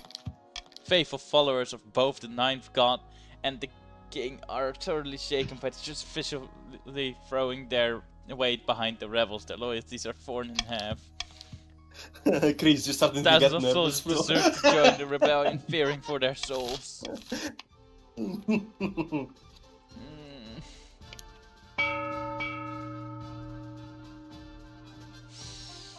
Just up the tax of the politicians. I don't think that's gonna end well.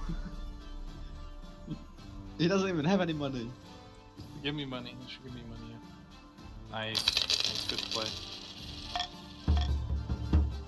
Oh.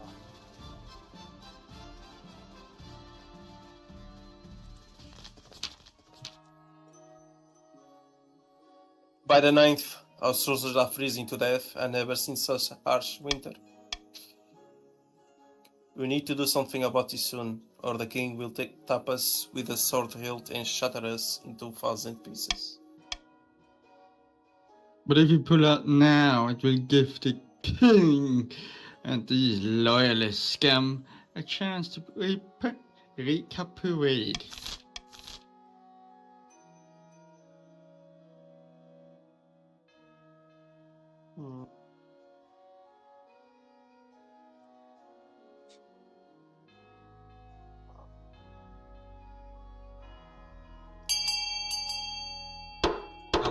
Cowards, I say.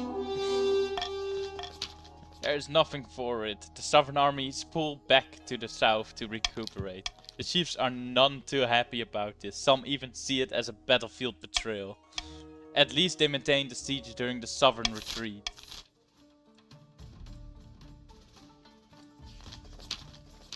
Okay, not the result I was expecting. Traveling news, Your Majesty. The Threadwater River has been contaminated. You're not sure how, but the chiefs got upstream of us and followed the water. Ninth only knows with what. I'll spare you the details of what happened to the poor souls who've drunk from it. Rest assured that it is not pretty and very deadly. The Threadwater provides water for the whole city. If this isn't solved soon, then we'll all die of thirst.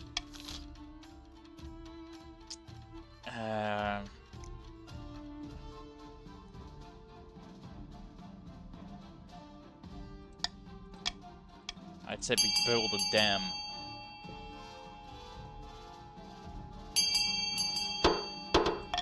Excellent plan, Your Highness. A dam! What a wonderful challenge! I revel in the opportunity, Your Highness. The dam goes up in a matter of days, even under the threat of arrow fire. The chief architect was diligent. Fortunately, the new dam is little more than recycled furniture clogging up the sluice gates. The water doesn't stop, it just gets more filthy. Thousands continue to die from the strange wasting disease. You only survive by hoarding the clean water for yourself, which in turn runs the risk of water riots and defections from the military. Fuck. The grandees and chiefs march through the crownlands, pillaging and burning. The roads are heaving with refugees and corpses clog the rivers. Now the capital is surrounded. You stand on the ramparts of your palace, staring out in dismay as the army camp stretching for miles outside the city walls. Get down from there, Your Majesty. If they got lucky with a crossbow bolt. They look like ants from up here. Yes, well, even ants are terrifying in enough numbers. And after someone's kicked the nest. We have one hope. The patricians are still out there, Your Majesty. They've defeated the rebels at every turn. I hope they get here in time. You're right. There is still hope. As you finish the sentence, an immense trebuchet hurls a 10-ton boulder towards the capital. It crashes into a nearby clock tower, smashing it to smithereens. Like I said, Your Majesty, you'd better get inside. I don't think changing any of my laws is gonna How many more help. victory points Rebellion do we point. have to get? Like, The have we royalists won? are winning the rebellion. The rebels are crumbling. The wars end. Oh, it's the only choice. This is probably not good. The sun rises on a city in turmoil. The grandees and chiefs began their assault last night, and you've heard nothing from outside but screams and howls and the clash of blades since. Half the capital is in flames. Soldiers rush back and forth, shouting panicked orders. You haven't seen your marshal since the night before. Perhaps she's already dead. Your honor guards are in the streets outside the palace, building a barricade and organizing last-ditch defenses. Vital work, but you're vulnerable without them by your side. The royal court is empty, except for your wife, and your child, cradled in the arms of their nanny. Their crying is giving you a headache. If they break in, we can't let them take us alive. We'll go down fighting. You're right, better to go down fighting. I'll fetch my rapier. Wait, how does she know how to do sword fighting? She's a commoner. Your Majesty, you must see this. Follow me. I'm gonna get killed. She leads you and Jane up onto the palace walls, where you look out over the endless mass of soldiers rampaging through the streets of the city. In the darkness of dawn, you can barely make them out, only silhouettes and countless glimmers of torches. You duck as a burning arrow sails overhead. Why did you bring me here? Look closer, your Majesty. The army is shifting and convulsing like a great beast in pain. Horns trumpet, hoofs thunder. The patricians have arrived in full force. Yes. A mighty hammer taking the chiefs and grandees by surprise and smashing them against the walls of the city. Victory! After that, it's just mopping up. The chiefs and the grandees make a brave final stand, but they don't stand a chance. Their armies are crushed. By dawn, the corpses of their soldiers clog the rivers and blanket the city streets. The crows feast like never before. Soon the coastal army is parading through the city, waving their banner and showing off their loot. Meanwhile, Chief Teraldin, the leader of the rebellion, is brought to you in chains. Common folk crowd into the palace to watch the trial. You. We fight with honor. Our ancestors smile on us for resting your tyranny. You Yellow. will die Yellow. a painful death. Stiff-backed and silent, Chief Teraldin is dragged out to the city square and led up onto a platform before the roastering masses. The executioner's axe falls, the head bounces into the crowd, and the common folk kick it around and cheer. Chief Teraldin has died. Can I make just a question? And though? just like that, How the fuck? Hmm? Sorry, continue. Okay, continue. I'll talk after. and just like that, the north and the south are defeated. The kingdom is yours again. As you sit resplendent atop your throne, the common folk raise a mighty cheer. Long live the king, they shout. Long live the king. Alright, what was it?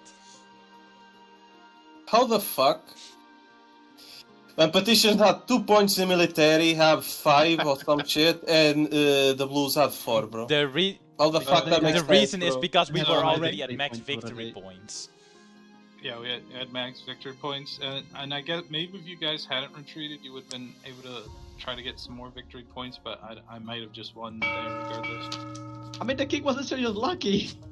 He was so You lucky. said you had a surprise for me. Hey, and there it is. Behold. It's gonna be a dick pic. Your goodness! What are you doing here at such an hour? I'm sorry, I hope you didn't overhear any... Quit babbling, you scary cat. That isn't the king. It's a peasant who's the king's spitting image. Gods be good, and just in time, the spy masters trust us, and we can move to the next phase. Kidnapping the king and putting this fool in his Oh place. fuck, there's no military to stop you. How do we manage that? We need the kingdom in utter chaos. Bad enough that the king's abduction can slip past our I don't think notice. that's gonna happen. Oh, unless it's stability. It's Oh, more fuck, because it's stability. Told ya. And you got no military.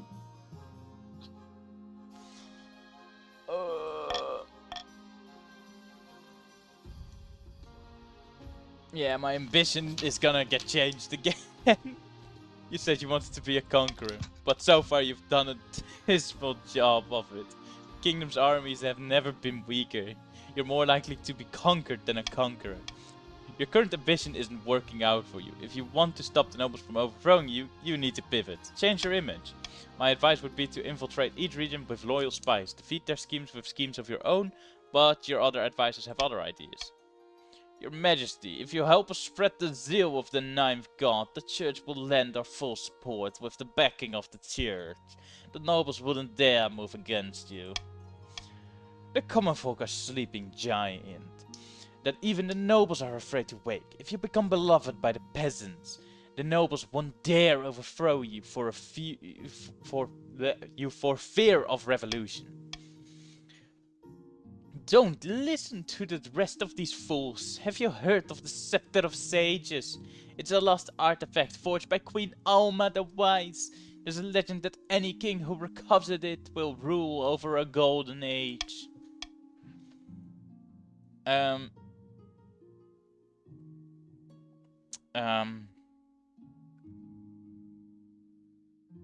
Let's recover the Scepter of Sages. A wise decision, Your Majesty. I'll begin sending out adventurers to track down the Scepter's location. But adventures aren't cheap. Your priority is to raise the kingdom's overall faith and trade as much as you can. And of course, there can't be open rebellion among the nobles. Low on lumber. Well, I think you're kind of low on everything. Your Esteemed Highness, will you tell these superstitious chiefs to get over themselves and let us harvest their trees? We need the wood for our craftspeople.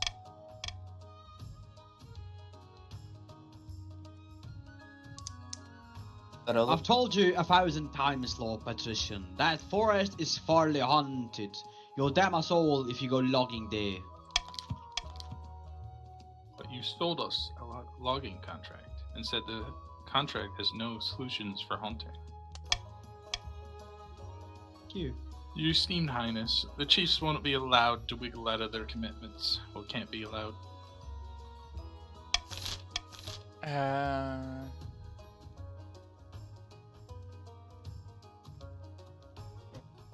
Remember us. What we've done for you. Fence the area off and make sure no one goes near, which will succeed. Patricians have a contract to make a logging.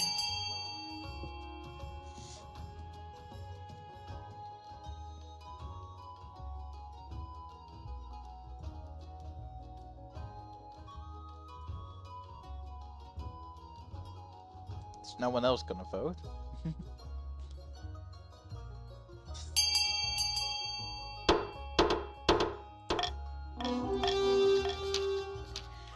Ever since the betrayal, they're too busy fighting. If the up council amongst express themselves. mission, hundreds of coastal lumberjacks rush into the haunted forest and start hacking it down, but they're woefully unprepared for what they find.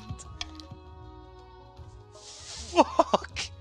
The moment the workers cut into the ancient trees, they come alive, picking up laborers and devouring them whole. It's the goddamn ants! Panic spreads, the patricians withdraw from the area immediately, but the forest does not return to dormancy. Instead, the trees start marching across the north, ransacking villages along the way. And you! Now there's an army of angry trees on our doorstep. The greed of the patricians knows no bounds. Oh, fuck me. It's one after the other. Your greatness, unfortunately, there has been some strange things happening at the newly built cathedral. But I'd rather keep it quiet for now. The other nobles can be so judgmental. I don't want people to think I don't have a grip on my cathedral. Tell me more. Old symbols are being painted on the bricks of the cathedral. No one knows where they're coming from. But those who look at them too long grow restless and feverish and must flee. I'll keep it quiet for now.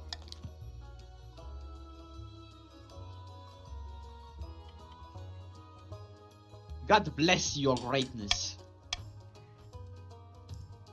What should we do, your highness? It's horrible for visitors.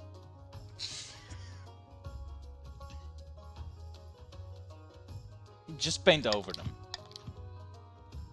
Chief Terraldon II hired some peasants to give a fresh lick of paint to the cathedral. As soon as new symbols appear, the next dawn, they are painted over before midday. That went smoother than I expected. Hopefully this is the last time we hear of it. See, I can be a good king. You took my money though. Yeah. Cause it's your problem. Fuck you.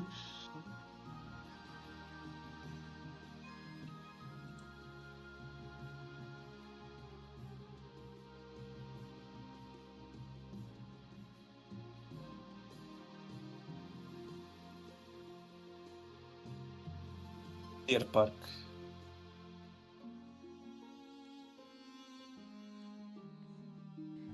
We kind of need to raise stability, don't we? No, we don't. We need to raise our military. If you allow the vote to Deer Park, please. So don't! You're gonna give the win to the patricians! But I also need that, yes, bro. but at this point you're in a situation where it's not good for you. I have a plan.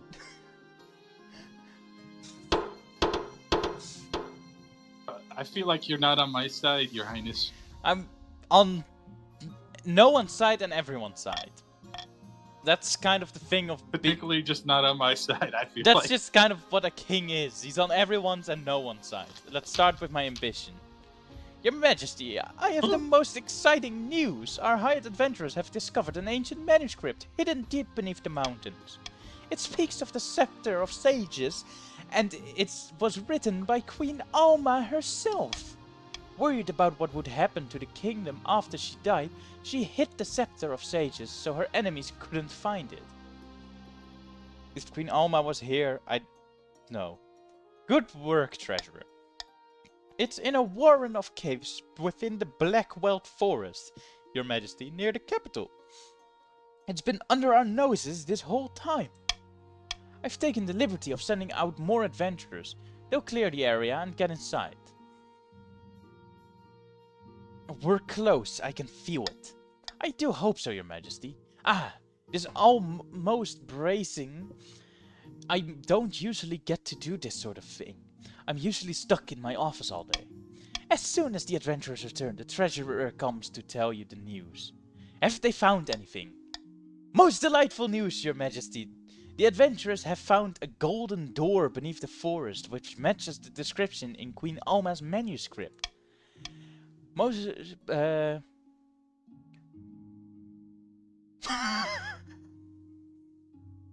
golden door? Break the hinges and sell it. I already tried, Your Majesty, but my servant suffered from a horrid wielding curse. I have decided to leave well enough alone. The scepter should be hidden within, but the Scepter of Sages can be found only by a monarch who is strong of purpose and true of heart. That's a pity. Oh, Your Majesty, don't put yourself down like that. I'm sure it will be fine. Queen Alma wrote a ritual for the monarchs to prove themselves worthy of the scepter. If we go to the cave, I can read out the relevant passages while you set it all up. You make the arrangements, bringing a procession of horses, food, drinks, adventurer guides, and a little traveling desk for the treasurer to the Blackweld Forest. Your wife comes too, riding with you. Good day for it, eh? I just hope the scepter thing's all it's cracked up to be. The adventurers lead you inside the cave, holding flaming torches to light your way. Soon the tunnel grows horribly cramped, and you bend double to squeeze through. This is all very jolly. No time like the present. Let's go. You walk for what feels like hours. Just as you might have lost hope, you reach a golden door, exactly as the adventurers described. It will open only for the faithful. Close your eyes, Your Majesty. Concentrate. Breathe. You focus, scatters, and you open your eyes. Fuck! Don't worry, Your Majesty. Maybe if we go back to the palace and pray for guidance. You return to the surface far more quickly than you descended, blinking away tears in the sudden sunlight. To improve your chances of victory, focus on increasing the kingdom's faith as much as possible in the next 2 seasons. The challenge will decrease in difficulty with each failed attempt. Uh-oh, the symbol. Now they're carving them. Your Majesty, you recall the symbols that kept showing up on our cathedral and were causing people to run away. Is that still happening? Yes, but now someone's carving them, and we've discovered a network of abandoned tunnels beneath the cathedral itself. The tunnel walls are carved with those very same symbols. When I tried going inside, my legs wouldn't move. I could only do nothing but run away. What should we do? We're gonna be flooding the tunnels. Oh wait, there's only one thing This is the better, because then you don't have a choice. The illusion of choice. I'm not Wait, sure if while I can she investigates, agree am I a she? Seems so.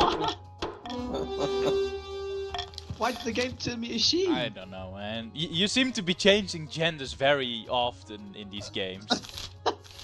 Diggers redirect a nearby river into the tunnels, flooding them. As water rises, the diggers claim to hear screams and scratching at the walls. Probably just rats, right? A bizarre report. Uh-oh. Your Majesty, I've received worrying reports. Worrying and confusing. Let me help you out. What's wrong? I've received reports from one of my little birdies in Chief Fowler Matt II's clan hall. He has a most unusual guess. Let me guess. The second god himself. No. It's you, Your Majesty, or someone who looks just like you.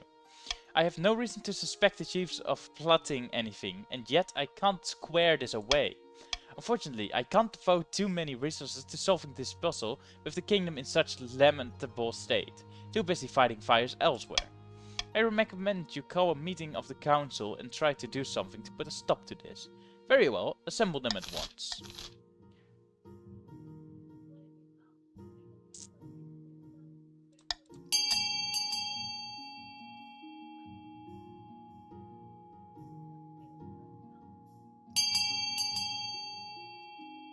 Shit. I hope the reverse voting was gonna work, but then everyone voted for the things they wanted. The council chooses not to intervene based on such scanty evidence. Whatever the chiefs are planning with your body double, it will go ahead without interference. Fuck. the coast and the south are always loyal. That works. Up in the north, Chief Fowler Matt II has gathered his fellow plotters for a hike through the mountains. The kingdom's on the brink of chaos. It's perfect we have to strike. What do you intend us to do? Swoop in and kidnap the king in full view of the palace watch? Nay, of course not. We need to use the chaos to our advantage. We have two options. Ooh. We can't lower our farming, so we have to go A. Yeah. Because the B would help everyone else except us. It all comes down to the farm. Let's see if I manage to nip through in the end. We need to convince the king that the north is on the verge of rebellion. In the current climate, he'll be forced to make a diplomatic visit to smooth things over. That's when we strike. One king enters the peace tent and another king leaves it. For the final stage of their scheme, the chiefs must rage their defiance to at least 6, but without starting a rebellion. Can't be rebelling again. Yeah, guys. What It'd be if we do? scary if they rebelled with one military.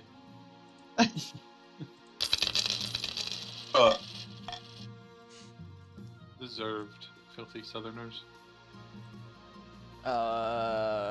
These all seem like horrible situations. Beached whale. Your August Majesty, a giant a blue whale washed up on the coast right outside my villa. However, before I could order my servants to harvest blubber, a fen folk crawled up onto the sand and begged me for an audience with the king. Oh, I've always wanted to meet one of the denizens of the sea. Your hopes are fulfilled when a frog-faced, green-skinned man waddles in, his flippers slapping against the marble. Your Majesty, this whale's name was Tarkus. She was wise and gentle, and a great friend of the Finn folk. We request her return, so we can send her soul into the great abyss with honor. So you Finn folk live under the sea? Yes, in kelp villages on the ocean floor. Some of us raid ships, but my village has never paid much attention to the world above. Until now. Please return her to us so we can give her a proper burial. Depths below, you can't be seriously considering us, Your Serene Highness. The beast is dead. Going to war with the sea. Let's harvest the whale. No.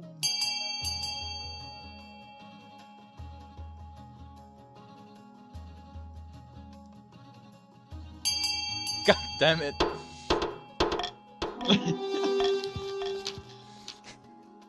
Oh, fucking hell. What? The bastard kings betrayed me again. What? Ignoring the protest of both the patricians and the Finn folk, the whale was loaded onto a specially constructed wagon and dragged towards the capital by a team of sweating oxen. Unfortunately, it's slow going, not enough oxen. Perhaps the whale, already rotting, starts to swell like an overfilled water skin. At last, halfway to the capital, it violently explodes, taking out half a village. The common folk lay the blame squarely at your feet. Meanwhile, a spate of bad fortune sees many coastal fishing vessels sunk at sea, their status lost forever. One of the few survivors reports that they were being raided by grudge-bearing Finn folk. Oh no. Unfortunately, after we flooded the tunnels beneath the cathedral, it turned out there was someone living down there. Emphasis on the past tense. Obviously the flooding killed him. He was wearing funny robes, but since he didn't float, I suppose he couldn't have been a warlock. I'm nervous about the villagers hearing about it. A possible warlock drowned right under the new cathedral. This sort of thing gets them scared or angry or both. Guys, let's keep it a secret from the peasants. Our people should know what they do. You're the one that doesn't want them to know. Oh, wait, I'm gonna just ban the guy quickly. He's there, so... Yeah, Paula Thomas. Yeah, You see it, right? You yeah, do it? Okay, good. I see in the chat. Yeah. Okay, that's perfect. Yeah, yeah. Wait, what happened? Just someone got hacked by the Mr. Beast giving you $1,000. Oh, yeah, I see. Great. I'm not paying attention. Oh, perfect. A small question without being the issue with this. If you guys get a private message with the same thing, what you guys do? I blocked them. Okay. I'm gonna give you, before we actually go further, Garnier, I'm gonna give you an unsigned tip. Go to the Kingdom of Arno, go to settings, members, and in the members, go by signals and filter the signals by unusual DM activity. Anyone who's there is DMing our members, and I just always ban them. One time Jim Barucci was there, but ignore if it's someone from leadership. Okay. Yeah, thanks. Yeah, we can continue. Ferald in the second smuggles the body out of the tunnels and burns it on a bonfire. Unfortunately, he doesn't exactly do a thorough job. An inquisitive peasant finds a charred skull in the cinders. Rumors escalate through the north, ranging from the king is disappearing people to dead bodies are rising from the tunnels. It takes a long time for the furor to die down, and the cathedral is soon abandoned. Oh no, and now the trees are attacking. Your greatness, ever since those bird-brained partitions tried to cut our Asian growth, the trees have been rampaging across the north. You just said the forest is haunted. Lots of forests are haunted. You should have said composed of ancient cursed trees that swallow people whole. The grove was older than the kingdom itself. It's no wonder it held such a power. Please, your majesty, assemble a council. We have to appease the trees. Burn in the north. I have enough now. Bro, that's insane, brother. I mean, we can't go for A, no, because then... No, why are you going A? Then the proficients are gonna win. Bro, but she's 0%, bro. Okay. Yeah, but what the fuck else? Bring the coastal soldiers, that's the proficients. Fuck the Yeah. proficients. Go see if you got that. Come on, my luck's always been good this time. No. I had reversed voting on, boys. It was D. I see. Settle us with an army of marauding killer trees and then slink back to the coast, will ya? I should have known. The chiefs muster up whatever defenses they can. Rusted pitchforks don't even scratch century-hardened bark, but they can't afford to be picky. Every fighter is an asset. But strength of arms is not enough to defeat these abominations. Their bark hardened over centuries. Once the professional soldiers flee, the peasant levies aren't far behind. Nice. The trees freely ravage the north. Peasants and nobles alike are carried off to await some unknown grisly fate. Feraldin II has died. Feraldin III has joined the council. Scouts report That's a fresh crazy. ring of saplings surrounding the boundaries of the grove. Saplings with terrifying screaming faces. It seems the trees are replenishing fallen comrades with the souls of your people.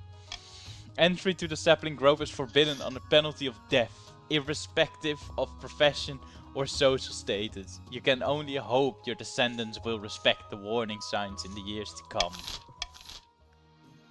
Jesus Christ. I gotta say one thing before we continue. Hey, Ferdin, I think you have adopted a new nickname. Ferdin the Darling. Alright, down in the south, Okay, Grandee Ifilgalat is visiting the wizard F. Moral in her tower, floating on an island amid the clouds. By the way, GG everyone. Yeah. The beehives are silenced, and over in the apiary, the vast cities of the Dream Queens are hollow ruins. It pains me that this was necessary, but they were growing arrogant. My thanks, great wizard. Now, shall we discuss how to decube this troublesome busybody of a king? Fuck you too.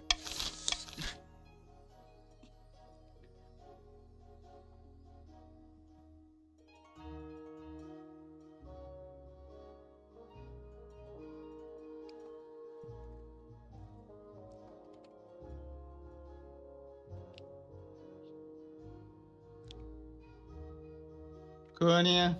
Yeah, hey. Oh no. Worse than death? Well, it can be done, but it leaves a bad taste in my mouth. King Caleb II deserves no such fate. If you want me to do this, I will require additional payment, perhaps more than you can afford. By the ninth, I thought we already sealed the deal, witch. I offer to overthrow the king, not torment him. Come back when you can afford my services. For the final stage of the scheme, the grandees must keep their trade at 10 for one full season without starting a rebellion. Oh? Oh wait, it still takes another season for the patricians to get there! No. Come on, you just gotta keep. Yeah. The revolution. There we go. Oh shit, yeah. It's It can't becoming be stolen from me. untenable. I deserve Your this. Majesty, a war is looming, or at least a coup. Who is it this time? It's the peasants. They aren't merely trying to overthrow you, they're calling for the destruction of the monarchy itself and the proclamation of the new People's Republic in its place. They're led by a former shipbuilder, as I understand it's a woman named Lila. I see. This will be difficult situation to the future, Majesty. I would advise diplomacy. Perhaps this Lila will be willing to forgive your transgressions if you meet with her and hash out a compromise.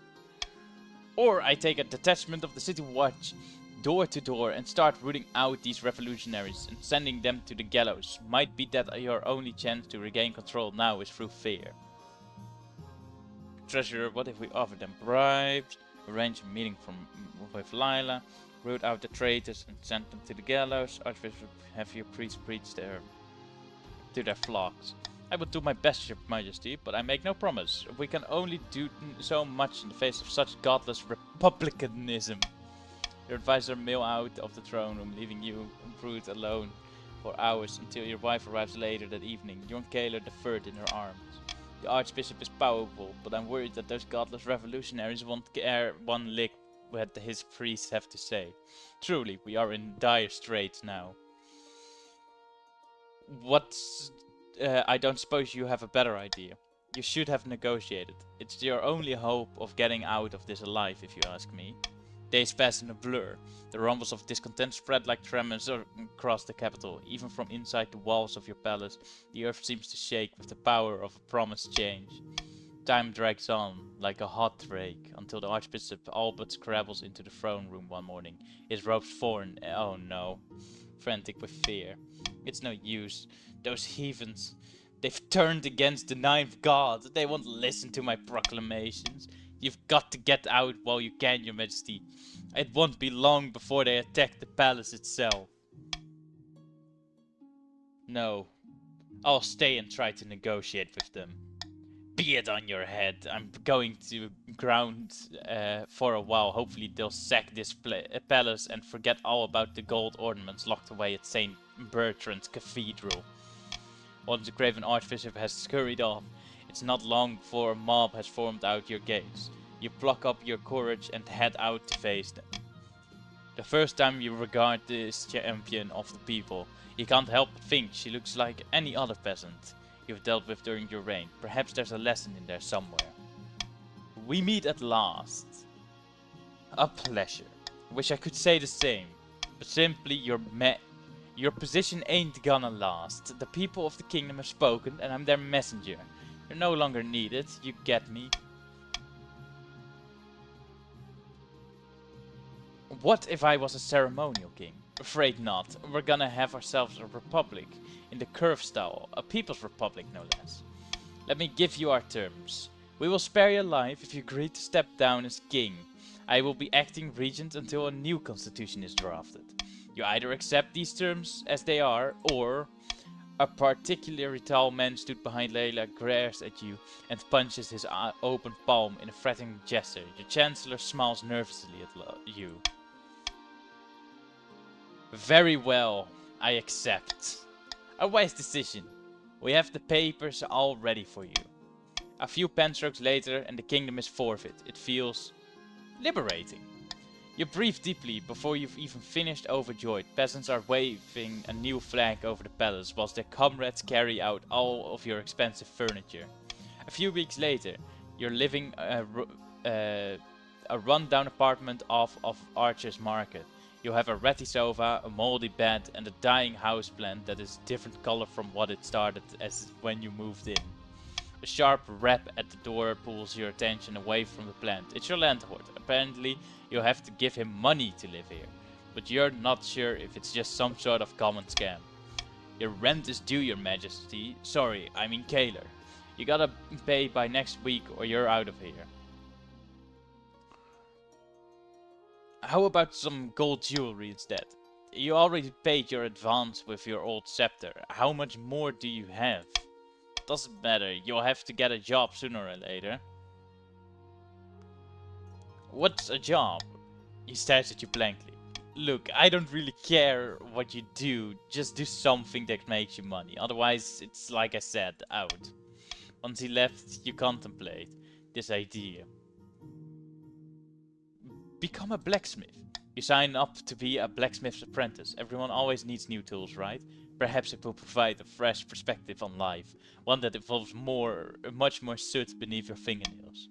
Unfortunately, the woman who accepts your application doesn't fill you with confidence. You? A blacksmith? Aha! I'd be amazed if you ever managed to make so much as a single horseshoe. Suppose I can give you a chance if you insist. But if you don't keep up, you're out, you hear me? Better work hard. The other apprentices are nervous to have you around at first, but they soon get used to you. Most of them call you your highness out of habit, but you don't mind. This is your life now. Perhaps one day you'll rise to greatness again. You won't ever be king, but maybe you could be king of the blacksmiths. That's something, isn't it? The patricians are victorious. Oh no, Galen II went on to become a mildly successful blacksmith, making enough money to live comfortably for a time. Unfortunately, he was run over by a horse and cart a few years later. All that remains of the chief's attempt to usurp the crown was a prisoner, deep under the palace, clad in an iron mask and shrouded in rumor. The attempt to woo Evmoral to the southern cause was doomed to failure. Eventually, the wizard, bored of these mortal quabbles, flew up into the clouds, leaving Grandi Filgalad without help. Shortly after Layla was proclaimed regent, she was quietly assassinated. Quintus, a long-term supporter of the revolutionaries, was the obvious choice to succeed her.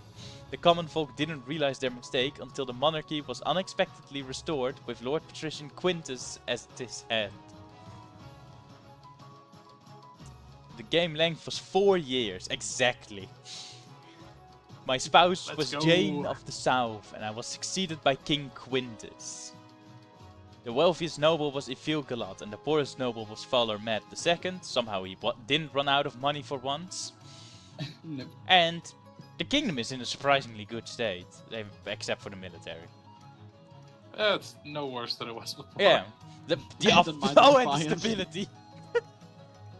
The authority, on the other hand. God, I to be honest, the revolution, I was starting to think maybe that wasn't my revolution. Yeah. I thought we were supposed to like negotiate and be like, "Oh, screw you, now you're dead." Yeah. Something like that. But that was the I guess that was the dynasty. We can continue with King Quintus. Let's go with it. Well, we can't continue right now, but yeah, we should definitely continue. Yeah. I think we just gotta continue. By the way, because I don't know. Feels like it's much easier for the kingdom to collapse anyway. Second game. Yeah. Barely held together. Thank God that the church denounced me, melted my entire army, but we won enough battles because we won the major battle. Yeah. And then there's the south, they have a big army, it goes down, goes back up, it goes back down. We had so much military, and it just all disappeared. Yeah. Like, for once I was like, oh, we can get the military thing, and then the first civil war popped off. And then the second one joined in. And then at the end, I somehow was still sitting on the throne, but all the armies had turned to dust. Somehow, you know how it happens? I'm always there. Like, holy shit. Oh my god. Last time, it was a 50-50 vote between me and RV. He voted to let the king die, I voted to defend, and it fucking chose me. Yeah. But always, if the patricians come to support the king, they somehow come out on top. This... You know, ironically, we decided to support the king, and we ended up with rebellion. Yeah. Yeah. How does that happen? I'm wondering how that will be the next time we play. I can't wait for you to friend me next time.